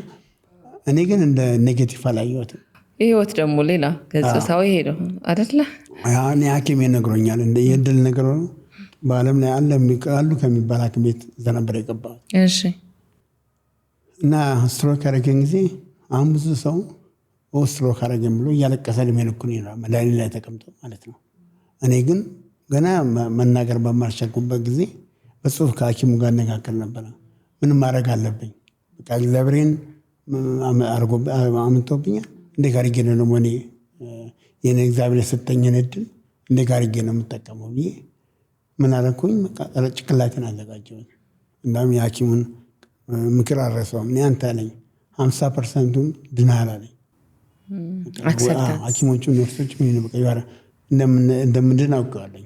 የመጣብህን ነገር መቀበል ስለቻልክ ተቀብዬ እግዚአብሔር አመጣኛል። እንደገና ድሩን ሰጥቶኛል። እንግዲህ በኋላ እኔ መስራት አለብኝ። ከዛ ስፖርቴን በደንብ አድርጌ መስራት ጀመርኩ። እስከ 200 ፎቅ ወጣ ነበር። ኧረ እባክህ ዋናውን በሳምንት 6 ቀን። ከዛ በፊት ግን የነበረ የህይወት ጥሩ አልነበረም። የገንዘብ ሳባር ወፍሬ ነበር። ኧረ አቲንክ እሱም ፍሳጭ ሚና ሳይኖር አይቀርም እና ጤነኛ ላይፍ ስታይል አልነበረም የነበረው። ሲደመር ደግሞ የቤተሰብ ታሪክ አለ አይደል? ከአባት ምናምን የሚመጣ ነገር አለ እና ያም ሆነ ብቻ እኔ እንደ ትምህርት ነው የወሰድኩት። ማድረግ የሚገባኝን ነገር ሁሉ አደረኩኝ። መድኃኒቴን ቀነስኩኝ። በስፖርት እየሰራ አሁን ለምሳሌ አሁን እኔ ስትሮክ ያመጣብኝ አሁን ወቅት ላይ ትንሽ አነክሳለሁ እና ዋና ሁለት ነገሮች ነው የረሳሁት። ስትሮኩ ከመጣብኝ በኋላ አሁን ፊርማዬ አንድ አይደለም። አሁን ቼክ ገንዘብ ስጽፍ ባንክ ሄጄ ባንክ ነው የሚጽፍልኝ። ፊርማዬ አንድ አይነት ማድረግ አልችልም። በየቀኑ የምፈርመው የተለያየ ነው። ጭንቅላቴ ያን የሚቆጣጠረው ፓርት ጭንቅላቴ ውስጥ ሴል ሞቷል። ዋና ደግሞ ቤቴ ዋና ውሃ አለኝ። ዋኝ የነበረው ሰውዬ መዋኘት ረሳሁኝ። እጅና እግር እንዴት እንደሚደረግ እንደ አዲስ ሆነ። እንደ አዲስ ትሬን ማድረግ አለብሽ። እኔ ጌቭ አፕ አላደረኩም። 5 ዓመት ነው አይደል ስፖርቱን ጀመርኩኝ እና ዋና ዘላስ 6 months በሳምንት 6 ቀን በቀን 1 ሰዓት እንደ አዲስ ፍሮም አይደለም እጅ እንዴት እንደሚደረግ እየነገረች እሷ ራሷ እንዳም በቀዳም ማዋኘት ጀመርኩኝና የድሮ ለማ ተመለስ ካለችኝ እና ምን አለችኝ፣ በጣም እኔ ዴዲኬት የሆነ ሰው እንደዚህ አላየሁም አለችኝ። 6 ወር ሙሉ በየሄድኩኝ 6 ቀን እየሰራ እግዚአብሔር ይሄን ድል ሰጥቶኛል። እኔ ደግሞ የራሴን ስራ መስራት አለብኝ ብዬ ላስት ዊክ ከመጀመሪያ ጊዜ መዋኘት ጀመርኩ። ኢንተረስቲንግ፣ በጣም ደስ ይላል። እና ምን ለማለት ፈልጌ ነው መሰለሽ እዚህ ጋር ችግር ሲያጋጥምሽ እንደ ትምህርት ሰጂው እንጂ እግዚአብሔር የሰጠሽን እድል እኔ አም ቬሪ ፕራውድ ኦፍ ኢት። እንደውም ሐኪም ቤቱ ላናግር ብለው ነበር፣ ዶክመንተሪ እንስራ ብለው ነበር። ብዙ የአሜሪካን በሽተኞቻችን መድኃኒት ላይ የሚቀመጡት ተስፋ ቶሎ መቁረጥ፣ እጅ መስጠት ነገር ያለ ደስተኛ ነኝ። ሁሉ ጊዜ እግዚአብሔርን እያመሰገንኩ ነው የምኖረው። 2 ስትሮክ ኖሮት የተረፈ ሰው በጣም ጥቂት ሰው ነው እና ምንም እኔ ባልነግርሽ አካንተ ምንም መናገር አይቻልም። መናገር አልችልም ነበር። ለምሳሌ ስትሮክ ሲያደርግሽ መናገር ታቆሚያለሽ። እነኚህ ቮይስ ቫልቮችን እንደገና ትሬን ማድረግ አለብሽ እና በቃ ነርሷ እየመጣች በዚህ ቀኑ ትሬንድ እያደረገችኝ ነው መናገር የጀመርኩት። አሁን ለምሳሌ ዋናውን አንደኛ ወደድኩት። እነኚህ ቫልቮች የድምፅ ትንሽን ስትዋኝ ብዙ ስተነፍሺ መስሉ ብዙ ሲሰራ ይጠነክራል እና አሁን ትን የሚለኝ በጣም ቀንሷል። በተፈጥሮ ተቆጣጠርኩት። አሜን። የምችለውን በማድረግ እንጂ ቁጭ ብለሽ እያለቀሽ እግዚአብሔር እንደዚህ ያደረገኝ ብለሽ ያማረሽ ህይወትሽ መጨረስ ትችላለሽ፣ ወይ ደግሞ ራስ ላይ ደግሞ መስራት አለብሽ በሌላ መንገድ ህይወትም ደግሞ በሌላ መንገድ ደግሞ ይቀጥላል እኮ ህይወት መልክ። እኔ በዚህ ዓለም ላይ ስኖር አሁን እንደዚህ ጊዜ ደስተኛ ነኝ። አይገርምም? በቃ ህይወት ሁሉን ነገር ማመስገኛም ይሆናል አይደለ?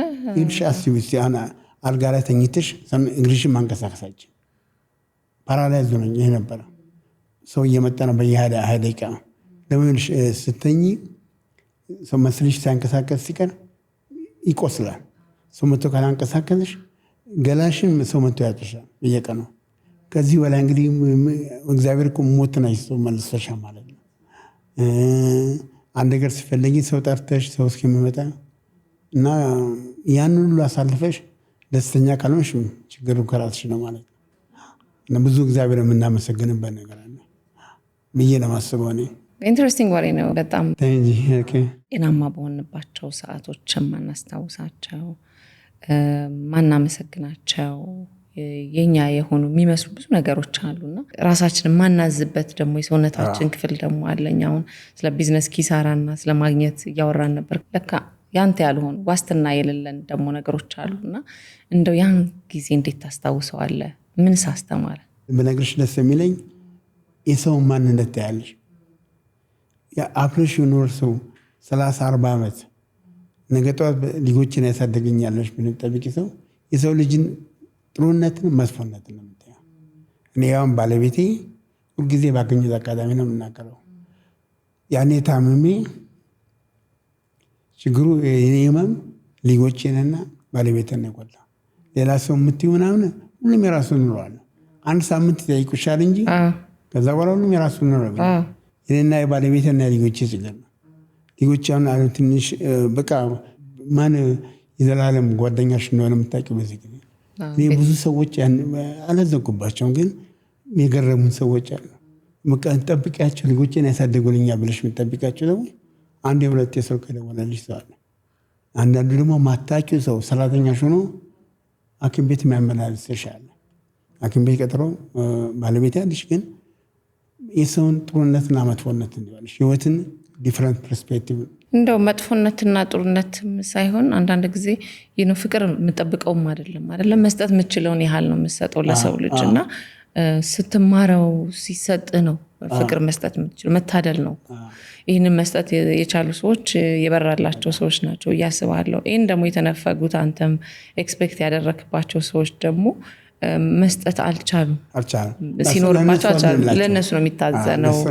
እኔ እንዳውም ይገርምሻል ከዚህ የተምሬ አንድ ዘመዴ ዳላስ ታሞ ሐኪም ቤት ተኝቶ ነበርና የመጀመሪያ 2 ሳምንት በቀጠሮ ነው በሰልፍ ነው የምገቢው። 2 ሳምንት በኋላ ሰው እኔ ነገርኩት 2 ሳምንት በኋላ አንድ ሰው አታገኝም አልኩት። ከ2 ሳምንት በኋላ የሚጠይቅ ሰዎች ይተደዋልኝ መጥቶ የሚጠይቀው ሰው የለም። ሰው የራሱ ህይወት አለው እና ግን በቃ ለሰው ልጅ ነው የምመክረው ነገር ልጅሽ ባለቤትሽ ቤት ማንነት ዓለም ያደረኛ ብለሽ እንዳትጠብቂ አይደለ? አሁን ደግሞ አንዳንድ ጥሩ ሰዎች ታገኛለሽ። እኔ አሁን ለምሳሌ ኮቪድ የነበረበት ጊዜ ትንሽ ብለው ያደረኩላቸው አንድ ሽማግሌዎች እዛ መቶ ሳይት መጠየቅ የለባቸው ኮቪድ አለ እና መቶ ስላቸው ግዴ ለመተን አይን አይተን ብለው አበባ አስቀምጠውልኝ ነው። እና አንዳንድ የሚያስደንቁሽ ሰዎች ደግሞ አሉ፣ የሚያስገርሙሽ ሰዎች አሉ። ግን የምትጠብቃቸው ሰዎች እንድጠብሽ ለዛ ምንም አይጠበቅም የሚባል መያዝም አይገባም እንጂ ሰው የሚችለው ነው የሚሰጠው የሚባለው። እንኳን እንዲህ ከወዳጅ ከጓደኛ ከቤተሰብ አይደለም ከራስ ሰውም መጠበቅ የለብም። ህይወት ላይ ሁልጊዜ እኔ ምናምን አለው ምችለውን ትሰጣለህ፣ ምችለውን ታደርጋለህ። እኔ ሐኪም ቤት ሆኜ የተወጋሁት መርፌ አንዳንዱ መርፌ ርዝማኔው ነገርሻችንም ያኔ ሳስበውን እንዴት እያሳለፍኩት ትላለኝ። አንዳንድ የተወጋቸው ነገር ምናምን ሳይው ያረኳቸውን ፕሮሲጀሮች ምናምን ሳያቸውን ያኔ ምንድነው እግዚአብሔር ምንድነው የሰጠኝ አንድ ጊዜ ማድረሰው ክሊቭላንድ ክሊኒክ በጣም ሐኪሞች ገረማቸው። ምንድነው እሱ ይህን ነገር ላይ ኮዝ ያደረገው ለማወቅ ፈልገው አስተኝተውኝ ይህም ማይክል መርፌ ከጀርባዬ እንዳልንቀሳቀስ ሳስታዘሬ ነው ተወጋሁት። አሁን ሳስበው ያን እንዴት ቻልኩት ትላለህ። ምንም አልመሰለኝም ነበር። እግዚአብሔር ሳይችል አይሰጥም። ከስትሮክ ደግሞ ስትነሳ ያለ መቼም የሆኑ ትሪትመንቶችና ሂደቶች ይኖራሉ። እስቲ እንደው ምን ይመስል ነበረ? እንዴት ነበር አንተ ጊዜህንስ የምታሳልፈው? እነሱስ የሚያዙን ነገር በምን አይነት መንገድ ነበረ ወደ ተግባራዊ የምታደርገው የሚለውን ነገር ደግሞ እዚህ ላይ ምን ተማርኩ መሰለሽ? ዝም ብለሽ ሐኪምሽ መድኃኒት ስለሰጠሽ መውሰድ የለብሽ፣ መጠየቅ አለብሽ። የራስሽ ጠበቃ አንቺ ራስሽ ነሽ።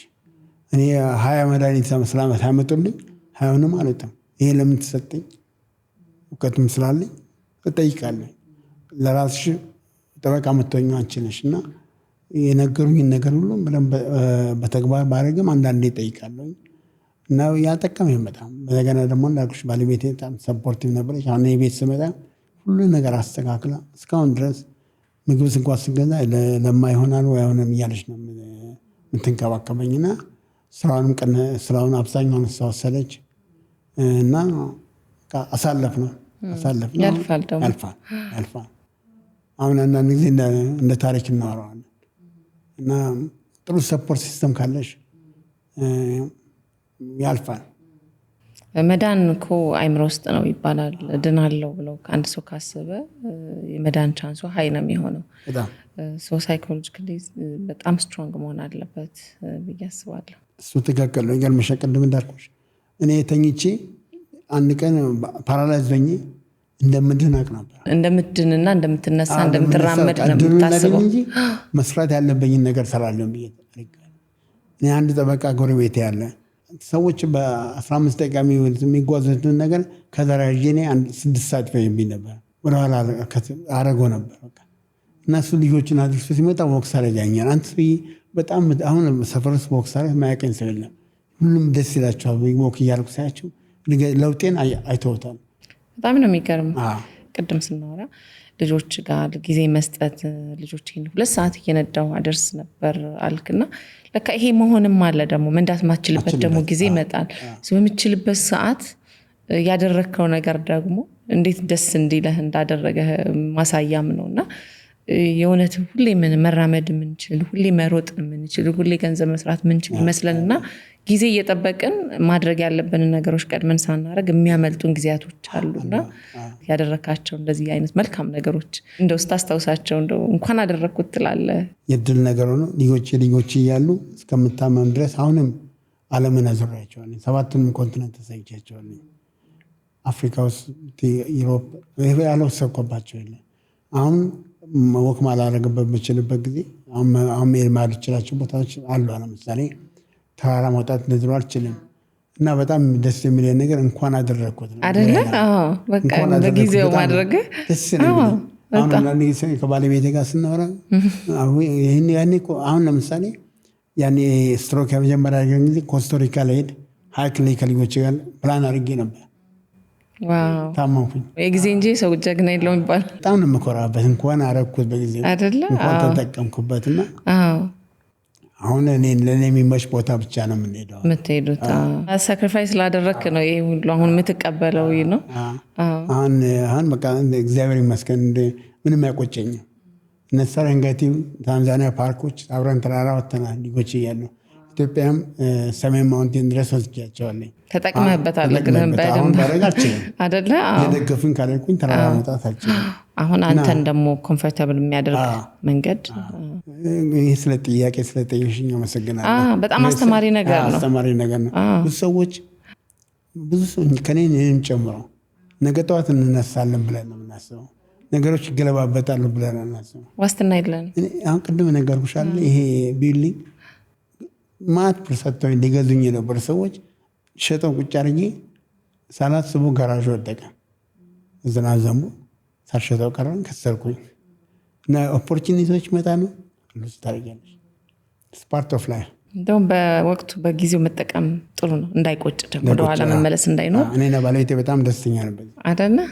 አሁን ቀለል ሊያደርጎች ነገር ነው የምናደርገው። አንድ ጊዜ አንድ ሰውዬ የሆነ አለን ተገናኝተን የሆነ ምክር መከረኝ። ለህይወት የሚጠቅም ምክር መከረኝ። እኔ ያለ ከልጆች ጋር ልጆች እያሉ በደንብ ጊዜ ያሳልፍ ያለኛል እና ከልጆች ጋር ጓደኛ ናቸው፣ አግብተዋል ምናምን አብሮ ይጫወታል እና በጊዜ አብረሽ ከጠፋሽ ህይወት ይቀጥላል። ስራ ብለሽ ልጆችን ካላሳደግሽ ሳያውቁሽ ያልቃሉ። እነሱም ጊዜ አይሰጡም። የት ነበር ያኔስ ነው የሚሉት። እውነት አሁን አሜሪካ ነገር ብዙ ችግር ያለው ብዙ ልጆች ሲጨርሱ ኮሌጅ ሲገቡ ቤታቸው ተመልሰው አይመጡም።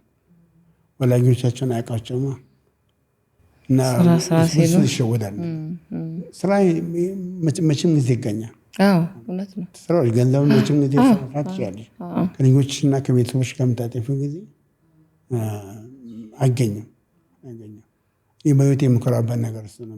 ልኝን ነገር ቤተሰቦቼ እንዳልኩሽ ሳይማሩ ያላች ሞደርን ትምህርት ሳይማሩ እዚያ ያደረሱ ሰዎች ናቸው። ፍቅር እየሰጡ በጥሩ አስተዳደግ ነው ያሳደጉ። ባላቸው አቅም በነበራቸው አጡም ጊዜ ያለ እና እኔ አባቴ ትዝ ይለኛል ራተኛ ሳንበላ እሱ ራት አይበላ ነበር እና ፍቅር ነበረው እና ያን ማድረግ በመቻል ለልጆቼ እኔ በጣም ደስተኛ ነኝ። እግዚአብሔርን አመሰግናለሁ።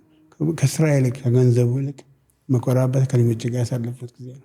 እስቲ እንደው ወደኋላ ደግሞ ወስጄ ስለ እናትህ ስለማሆይን ትንሽ እናውራ። በጣም መኮራበት ነገር ነው። እናቴ ቅድም እንዳልኩሽ እናቴ ብዙ ሰዎች እኛም እናስባለን ሰው መጽሐፍ ስላነበበ ብቻ ወይ ስለተማረ አዋቂ ነው ብለን እናስባለን። አንዳንድ ሰዎች ግን በተፈጥሮ ጊፍት የሆኑ ሰዎች አሉ። እናቴ እንደዛ አይነት ሰው ነች። ሁልጊዜ አሁን 90 ዓመቷ ነው። አሁን በዚህ ዕድሜ እንኳን እኔ እንደ ትልቅ ሰው ነኝ። ልጆች አባት ነኝ። እሷን እንጂ ከኔ 2 ሰዓት ራቅ ምናምን ነው የምንኖረው። እኔ ቤት እስከምገባ አተኛም። ካልደወልኩላት ደርሻለሁ ብዬ ካልደወልኩላት አንኮንዲሽናል የሆነ ፍቅር እንኳን ለእኔና ለባለቤቴም እንደ እናት ነች እና ህይወቷንም ያገኘች ሰው ነች። አሜሪካን ሀገራውን ይህን ልጆች አትርሳ ጠራጊነት 20 ዓመት በላይ ሰራት። እኔ በአሁን ሰው ላለመካም ብላ አንተ ከፈለክልኝ እንጂ እኔ ሰርቼ ነው ብላ ሰርታ በአሜሪካን ህግ መሰረት ጥሮታ የመንግስት ጥሮታ እያገኘች የምትኖር ሰው ነች። አሜሪካ መታ እንግሊዝኛ ማንበብና መጻፍ ሳታውቅ ዲክሽነሪ ከኢትዮጵያ መታ ተምራ እንግሊዝኛ መናገር የቻለች ሰው ነች። የአሜሪካ ዜጋነት ተፈትና አልፋ ዜጋ ሆነች ትላለች። ኢትዮጵያ ውስጥ ምንም አልተማረችም። የመማር እድል አላገኘችም። ብዙ አሁን 21 የልጅ ልጅ አላት። ስንት ናችሁ እናንተ? እኛ 8 ነን። 8 ልጆች? እንዴት ደስ ይላል። ከዛ አሁን 21 ልጅ አላት። ብለሲንግ እኔ አሁን የቢዝነሱን ጥንካሬውን ከሷ ነው ያገኘት። አሁን ከየት እንደመጣ ገባኝ። አዎ ማለት በቃ ያየኸው ያደግከውን ነገር ነው የሆንከው። በጣም እኔ አሁን ኢትዮጵያ ውስጥ እንግዲህ ታይሽ አንድ ሰው ሀብት የነበረ ሰው ሲከስር መንግስት ሲለውጥ ያኔ መሬት ሲወረስ ምናምን ከሰረች። ቁጭ ብላ አላቀሰችም። 8 ልጅ ይዛ እንጀራ የጋገረች ወረድ ብላ መኪና የነበረ ሰው ኢትዮጵያ ተቀርሻ መኪና የነበረው ሰው ወርዶ እንጀራ የጋገረ ሸጠው የሚነሰሱ እኛን 4ኛ ክፍል እያለን ቤት ስመጣ ኳስ እንደናንጫወት ጀላቲ ሽጡ እያለች ከዛንጊስ እኔ ጀላቲ እያልኩ ሸጥ ነበር። አሁን ለምሳሌ በትምህርት የምትይ እሷ እውቀት ስላልነበራት ባላት ገንዘብ አስተማሪ ቀጥራ ማታ አስተማሪ መቅጠር ብቻ አይደለም፣ አስተማሪ ሲያስጠና ቁጭ ብላ ትጠብቃለች እና እኛን እዚያ ደረሰች። እንዳውም አንድ ቪዲዮ ስርቼላታለሁ ዩቲዩብ ላይ ያለ ሰዎች ጉግል ላይ አድርገውት ላይ ይችላሉ። ማዩ አጥናፍ ዳትካም ይባላል። ባዮግራፊያን 1 ሰዓት ደቂቃ የሚሆን ብዙ ሰው እኔ ከሰራሁት ይልቅ አሁን ሰው የሚያቀኝ በእናቴ ነው። እና አሁን ያን ጨዋታ ባጫወትሽ አንድ ጊዜ ግሪክ አቴንስ አበሻ ሬስቶራንት ሄድኩኝ ከባለቤቴ ጋር ነበር፣ ልጆቼ ጋር ነበር። አንድ ሰውዬ ሮጦ በሩን ከፈተልኝ። እንዴ ታውቀኛለህ እንዴ የማዊ ልጅ አይደለም እንዴ አለኝ። ነው ሜርኩ በቦታው ለምታበቀው በማዊ ነው። አሁን ኢትዮጵያኖች እዛ ሴሷን ታሪክ ማያውቅ ሰው የለም። እና ቅድም እንዳልኩሽ በቃ አግኝተው ማጣትን ከሷ ነው የተማርነው። ያንን እኛ ጭንቅላት ውስጥ ተክሏል። እኔ ምንም ፍርሃት የለኝም። እኔ አሁን ህይወቴ 30 ዓመት እድሎች ሲመጡ እጠቀምባቸዋለሁ። አሁን ለምሳሌ እንግዲህ ለፋርማሲ ቢዝነስ ፋርማሲውን አንድ ቀን ባለቤቴ ጋር ቢሮ ሄጄ ፋርማሲ ስታፊንጉ ቀነሰ። ምን ልስራ ምናምን ስራት ቆይ ተረጋበርም ላይ ስወጣ አንድ ሚስተር ጎዳ የሚባል ሰው ያገኘውና ፋርማሲ መክፈት ፈልጋለሁ። እሱ ቢልን ተከራይቼ ነበር የዛን ጊዜ ሆም ኬር መስራና ስለ ጊዜ ረባካ አለኝ። እኔ አንድ ፋርማሲ እዚህ ማኔጅ እናደርገዋለን ቢልዲንጉን። አንድ ሴትዮ ኮንትራት ሊሱን ፈርሚ ብለናት አልፈልግም አለችኝ። እና ለምን አትከራይን ማለት ረባካ አልኩት። እንግዲህ የምነግርሽ አጋጣሚና ከሰው ጋር ማውራት አንዳንድ ጊዜ ምን እንደሚጠቅም ነው። እና አደኝ አከራዩን ለኔ። እሷ ደግሞ 70 ምናምን ዓመቷ ነበር፣ አልፈለገችም። ፋይሉን ለሌላ ሰው ሸጣ ሄደች። የፋርማሲኛ ልጆች እያለን እዛው የታወቀ ፋርማሲ ነው። ያንን ፋርማሲ ያገኘው ከዚህ ሰው የገባ ማውራቴ ነው። እድሉን ሰጠኝ። ሰው አለ ስለኝ ገባሁ። ከዛ በኋላ ጀመርኩኝ ፋርማሲን። በአንዴ አነሳሁት። ዶክተሮች ከላይ ነበሩ። ቀጥታ ነገ እየደወሉ ፕሪስክሪፕሽን የፕሪስክራይብ ያደርጉ ነበር። እና አንድ ቀን ምን ሆነ መሰለሽ ሴትዮዋ የዛ የዶክተሮቹ ኦፊስ ማናጀር ይሄ ባይፖላር ዲፕሬሽን አላት። ባይፖላር ዲፕሬሽን ማለት ሙድሽ ይቀያያል። ትንሽ በትልቁ አንዳንዴ ፋርማሲስቶችን እየተሰርባቸዋለች። እና አንድ ቀጠራችን ቢሮዋ ከፋርማሲስቶች ጋር ተጣላ ነው። እኔ ሙልጭ አርጋት ከሰደበች ሳዳምጣት እሷ ራሷ ደነገጠች። ተሰርባ ያልተጠቀመችው ባለጋ ቃል የለም። እና ምን አለች መሰለሽ? ስማ አለች፣ ያንተ ህይወት እኮ ያንተ ቢዝነስ ዲፔንድ በእኔ እጅ ነው ያለው አለች። ረባክሽ አልኩኝ። ከጨረስን በኋላ ስወጣ አሰብኩኝ፣ ሴትዮ እውነቷን ነው። 100% ቢዝነስ በሷ ነው ዲፔንድ የሚያደርገው። ሌላ ቦታ መላክ ትችላለች። እንደ አጋጣሚ ዋና ቦታ ልጄ ትማር ነበር ዋናና አንድ ሰውዬ ወደ እንግዲህ ከሰው ጋር አወራለኝ ባባለሁ እና አንድ ሰውዬ ጋር እያወራን ምንድን ነው የምትሰራው አለኝ። የት ነው የምንኖረው ስለው እኛ የምኖርበት ስትሬት ላይ ነው የሚኖረው። ምንድን ነው የምትሰራው ስለው አንድ የታወቀ አላባማ ያለ ፋርማሲ ከብራዚል የመጣ አንድ ሜዲኬሽን አለ ቅባት እና እሱን እሸጣለኝ አለኝ። አንተስ ምንድን ነው የምትሰራው አለኝ። እኔ ፋርማሲ አለኝ አልኩ። ወዛውኑ ተግባባን። ለምን አብረን እንሰራም አለኝ። ሰውዬ ደግሞ አለማወቄን አውቆ እንደ አብረን የምንሰራ ከሆነ 50 ነው የምንሰራው አለኝ። እሺ አልኩትና እኔ ማታ ቤት ገብቼ ያጠናሁ እንደሆነ አልፈለግኩትም። ቀጥታ ሄጄ ለአንድ ሳምንት እንደውም ፋርማሲስት የወር ክሬዚ አለኝ እና ሄጄ ተማርኩና መጣሁ። ባለቤቴ ማገዘችኝና መጀመሪያ ጊዜ አንቅምም መድኃኒት መቀመም ጀመረ እና ያ መድኃኒት ደግሞ በጣም ውድ መድኃኒት ነው። በወር አንዱ መድኃኒት 20 ሺህ ብር ነው የሚሸጠው። ለሴቶች ደግሞ ይሄ ማዳያት ምናምን መድኃኒቶች ናቸው። አብረን ላብ ጀመርኩኝና ያን ላብ በዋይ ውስጥ በአንድ ዓመት ውስጥ አንደኛ ላብ ሆነ። ቢዝነሱ ያቺ ሴትዮ አልፈለኳትም። እሷን እዛ ፎከረችብኝ፣ እኔ መንገድ ፈለግኩኝ። እንድትፈልግ አረገ። ሌላ መንገድ አቅጣጫ ሳየ። የሚገርምሽ ግን በኋላ ከሰረች እና ደሞዞች በሰዓተኛው የምትከፍለው ገንዘብ ብድር ጠየቀች። ደስ ብሎ የሰጣት በጣም በቃ መድረስ ደግሞ አንተ ደግሞ ወጣት ታይም ነበር።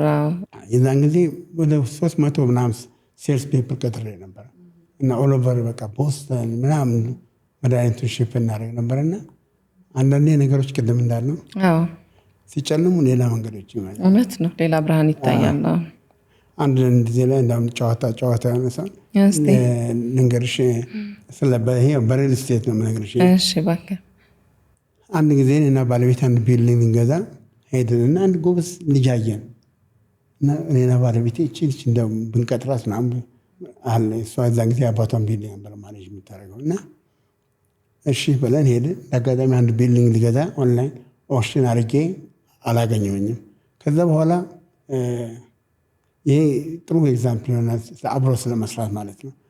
አይ አንድ የሆነ መሬት ይሸጣል አሉኝ እና ወረቀት ላኩልኝ። አይቼው ባለቤቴ ስነግራት አናናለች ምን አገዛው ማለች፣ ሰጠች ግሪን ላይት ማለት ነው። ሄድኩኝ። ሲሄድ እዛ ያቺን የጠየኳትን ያየናትን ልጅ ያንስ መሬት የምታሻጠው ሳለች እና ምን አልኳት፣ ይሄ መሬት ለእኔ ከሸጥሽልኝ ቀጥርሻለሁ አልኳት። ስለ ጊዜ ለካ አልነገረችም እንጂ መሬቱ የአባቷ ነው። አባቷ ደግሞ 2 ሳምንት ካልሸጠው የመንግስት ግብር ስላለበት ይቀማል እና እኔ ዓለም የሚጠብቀው ቦታ ነበር። ብዙ ብር የሚሸጥ የሚችል ነገር ነበር። እኔ ካሽ ሰጥሻለሁ፣ በ3 ቀን ጥያቄ የለውም ከብልሻለሁ፣ እንጨርሳለን አልኳት። ገዛሁት ያን መሬት እና ያ መሬት አሁን ከገዛ ነው ልናግሽ ሰማይ ደርሷል። እና ምን ሆነ መሰለሽ እኔ ተገዛው በኋላ በሳምንቱ እዛ ጋር ተጎኑ የ$1 ቢሊዮን ሜዲካል ስኩል ተከፈተ። ያ መከፈት ምንድን ነው የኔ መሬት ዋጋውን ጨመረው እና መሬቱ ሰዎች ቢያውቁ ኖሮ ያንን ሜዲካል ስኩል ማት ሰው ገዛ ነበር። እኔ ግን ውሳኔን በመወሰን የፈጠን ብዬ ከባለቤቴ ጋር ተማክረን አብረን ስላደረግ ነው የራሱ መንገድ አለው። ኢንትረስቲንግ ነው፣ በጣም ደስ ይላል። ቦተም ላይ አንደጋግመን አናወራና አጋጣሚ ሲመጡ ተጠቀሙበት። መጠቀም አይደለ? አጋጣሚዎች ያልፋሉ። አጋጣሚዎች ተጠቀሙበት። እኔ በቃ ህይወት ታሪኬ ጎበዝ ነኝ። አጋጣሚ ላይ እንዳልኩሽ እኔና ባለቤቴ እሷ የምታደርገውን እንደግፋለን። እኔም ስለምደግፍ እኔ ማድረጉን ውሳኔ ትደግፈኛለች። ለዛ በቃ ህይወት ላይ ሰክሰስ ለማድረግ እሱ ነው መተባበር። በኔጌቲቭ ለማየት የሰውን አንድ ሰው ለምን ይሄ ለማለምን ያደረገው ቤተሰቤን ልጆች የሚጠቅም ነገር እስከሆነ ድረስ ባትስማማበት ትስማማለች አይደለ?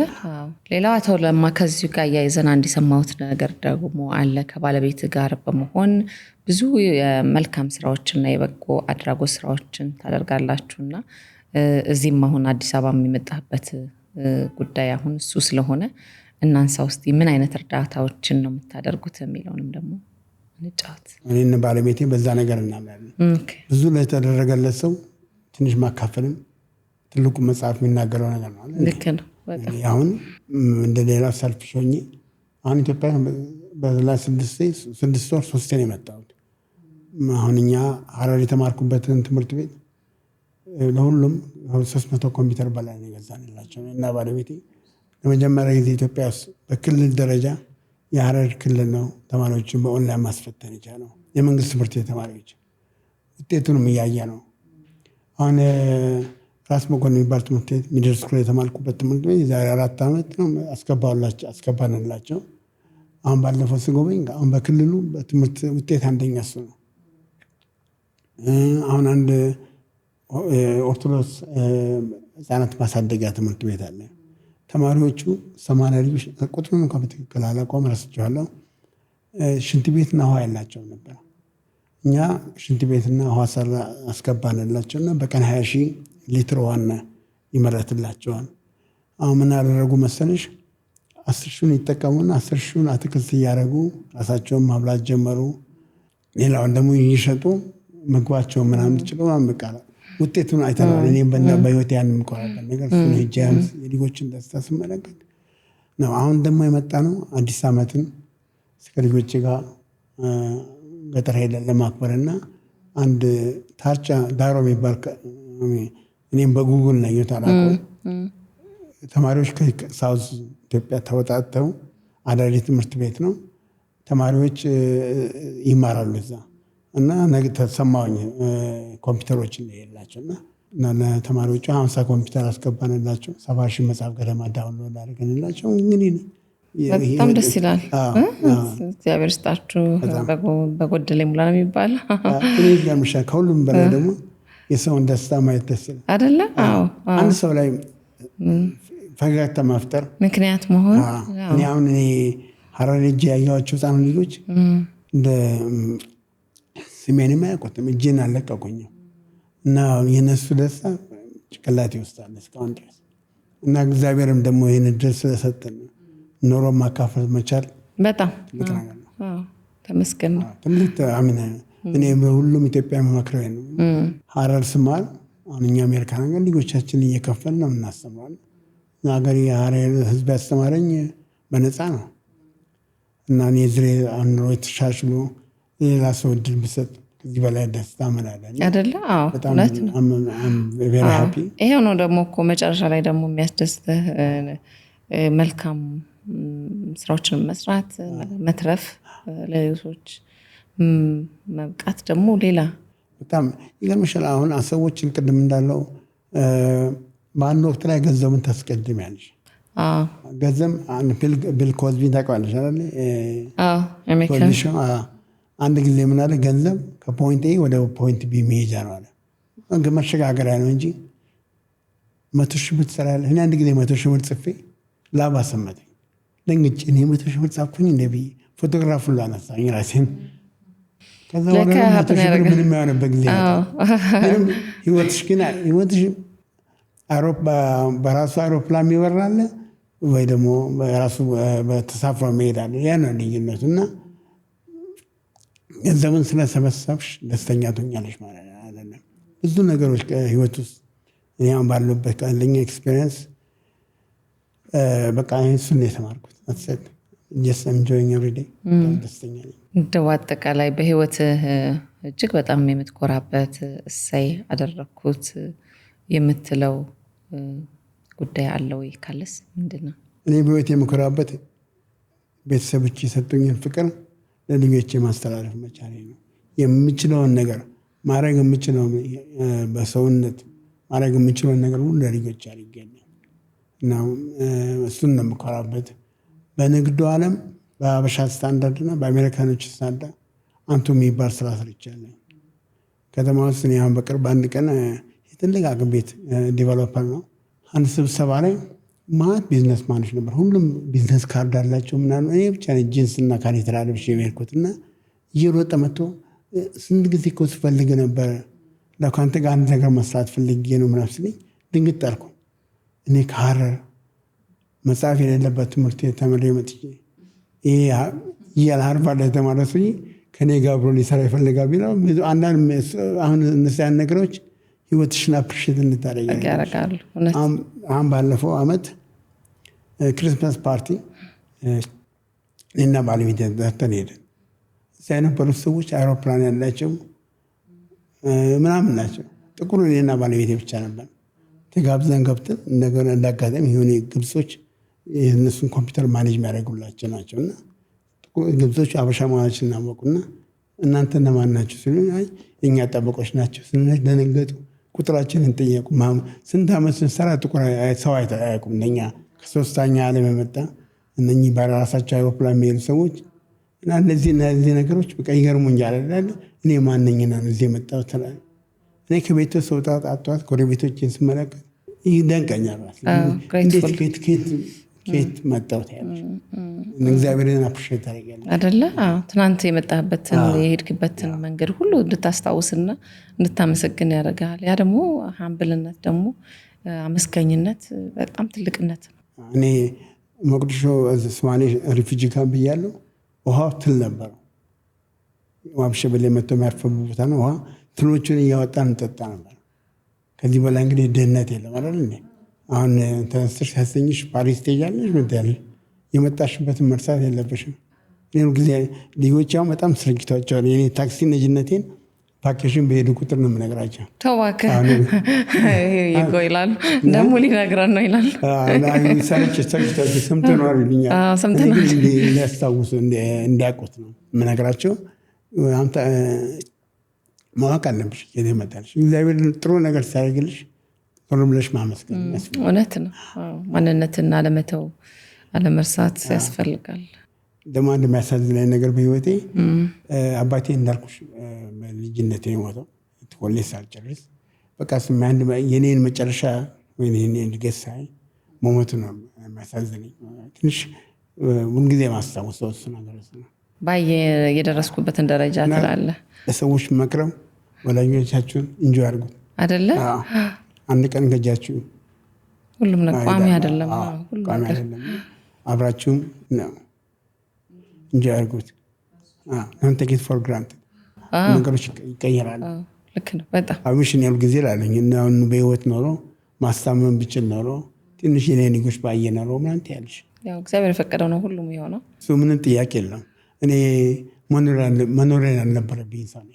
ሐኪሜ እንዳልኩሽ ቅድም እንዳለው የኔ ዕድል 1 in a billion ነው። ማንም ሰው ስትሮክ ኖሮት ማመን አቃታቸው።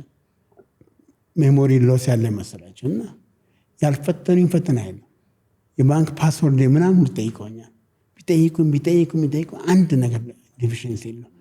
አንድ ሰው እንደዛ ሆኖ ተነስቶ ምንም ኢፌክት ሎንግ ተርም ኢፌክት ሳይኖረው መትረፌ ትልቅ ነገር ነውና እና ያንን ደግሞ ዞር ብለሽ ያመሰገሽ መኖር አለ አይደለ? እኔ የዛሬ 2000 ላይ ኢትዮጵያን ከአንቺ ጋር መጥቼ እዚያወራለሁ ብዬ ታገል የነበረው ምክንያት ነው። በቃ ሁሉ ነገር አጋጣሚ ስለተገኘ እንደገና በድጋሚም አሆፕ አመሰግንሻለሁ ታሪኬን ስላዳመጥሽ።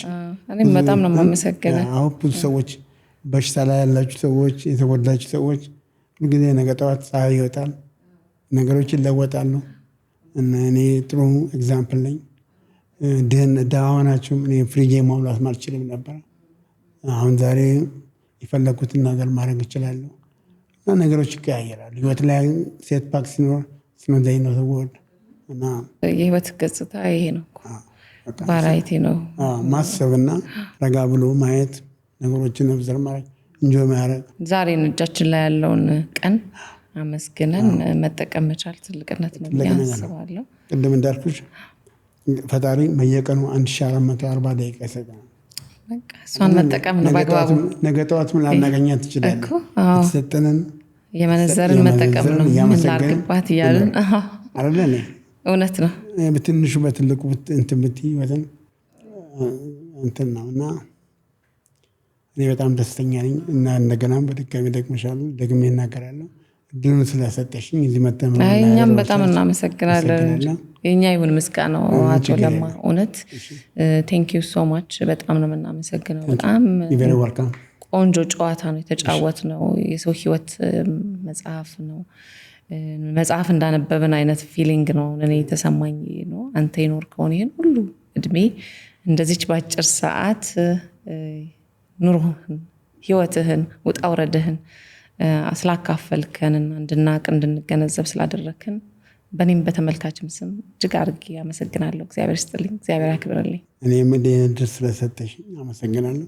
መልካሙን እመኝልሻለሁ። ለአድማጮችም መልካም ጤንነት። ገና እየመጣ ነው። መልካም ገና። እንደው ከመዝጋታችን በፊት ማመስገን የምትፈልገው ሰው ካለ ድሉን ልስጥ። እኔ ባለቤቴና እናቴን ነው ማመሰግን እና ወላጆቼ። እኔ ባለቤቴ የሰው ሲጋባ መቼስ ቃል ተጋብተናል የሚገባው አንድ ይሆናል ነው ይባላል እና ከታማምኩ በኋላ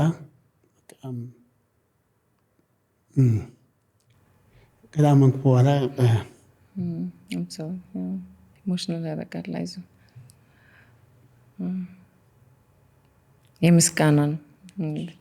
አይዞን ተመስገን። ጥሩ ሰው መሆኗን አነሳየች። ተመስገን። ከዚህ በላይ ምን አለ እውነት ትዳር ደስ የሚለው እኮ ይሄ ነው አይደል መጨረሻ ላይ ውሃ አጣጪ ይባላል እኮ ቀጥሮ የሰውን ጥሩነት ነው ያሳየችኝ በቃ እኔ አሁን ልጅ ከታመንኩ በኋላ የጸባይ ለውጥ ነበር በጣም እንጫለቻለሁ እናድላለሁ በትዕግስት ታሳለፈች አልጋ ላይ ተኝቼ መንቀሳቀስ በማልችልበት ጊዜ ገላዬ ታጥቤ ነበር I understand እና ያም እንደምትውጣ ያው የጋብቻ ሚስጥሩ ያ አይደል እንዴ በደስታ ጊዜ ብቻ ሳይሆን ጊዜም ወቅትም ዞር ባለ ጊዜ ደግሞ አብሮ ለመሆን ገምሻለ አሁን እኔ ሳይንሱ እንደሚናገረው አሜሪካን ሀገር ሐኪሞች እንደነገሩኝ ብዙ ሰዎች ስትሮክ ሲያደርጋቸው ትልቁ ኢፌክት ምን እንደመሰለሽ ዲፕሬሽን ነው ራስ መግደል ታስቢያለሽ በጣም ትነጫነጫለሽ ሰዎች አንደርስታንድ ያደርጉሽም እኔ የተጓዝኩበትን ጉዞ ማንም ሰው አያውቀውም ግን እሷ በጣም ቶለራንት ሆና አሁንም አንዳንዴ እነጫነጫለሁ ይሄ ጊዜ ነው ደግሞ ዋጋችንን የምንታያይበት ጊዜ ማለት በሞላ ጊዜ በተረፈ ጊዜ በደስታ ጊዜ አይደለም በዛ ጊዜማ ሁሉም አለ አላህ እንደው በቃ እሷን ነው የማመሰግነውና እናቴን ነው በቃ አልተለዩኝም ተቆንዲ የሰጠኸውን ነው የምትቀበለው እንግዲህ አንተ ውስጥ ይሄ ባይኖር ኖሮ እነዚህ ሰዎች ይሄን ፍቅር መስጠት አይችሉም ነበር መቀበል ስለቻልክ ነው መስጠት የቻሉት ያው የራስ ላይ ያለው ኳሊቲም ማይጥሩ ነው ስትሮክ ሲያደርግሽ መንጃ ፍቃድ መኪና ኢንሹራንስ ከቨር አያደርግሽም እንደገና ማውጣት አለብሽ መፈተን አለብሽ አንድ ተሳሰምነኝ ነበር የሰዲውን መጽሐፍ ጽፋለሽ እና ጠየቀችኝ የብዙ ሰዎች ስጠይቀኝ እኔ ስለ ባለቤቴ ጥሩ ነገር ነው እንደዚህ እየተንከባከበችኝ እንደሆነ እዛ ጊዜ ኮቪድ እየመጣ መግባት ሁሉ አይቻልም ነበር አስፈቅዳ ላይ ሄዳ የገባችውና ጥሩ ነገር ሳራላት አንተ በጣም ጥቂት ሰዎች አንተና አብዛኛው ሰው ባለው ፓርትነር ዲስአፖይንትድ ነው አለች በደንብ አድርጋ ነው የተንከባከበችኝ እንዳው መቃላት መግለጽው ምስጋና የለኝም በጣም ነው የማመሰግነው Thank you. Thank you በድጋሚ ችግር የለም እንግዲህ ተመልካቾቼ የዛሬ ቆይታ ከአምለሰት ጋር ፕሮግራማችን ይህን ይመስል ነበር ጥሩ ሐሳብ እንዳገኛችሁበትና እንደተማራችሁበት ተስፋ አደርጋለሁ በሚቀጥለው ሳምንት ደግሞ ከሌላ እንግዳ ጋር እስከምንገናኝ ድረስ ደህና ሰንብቱ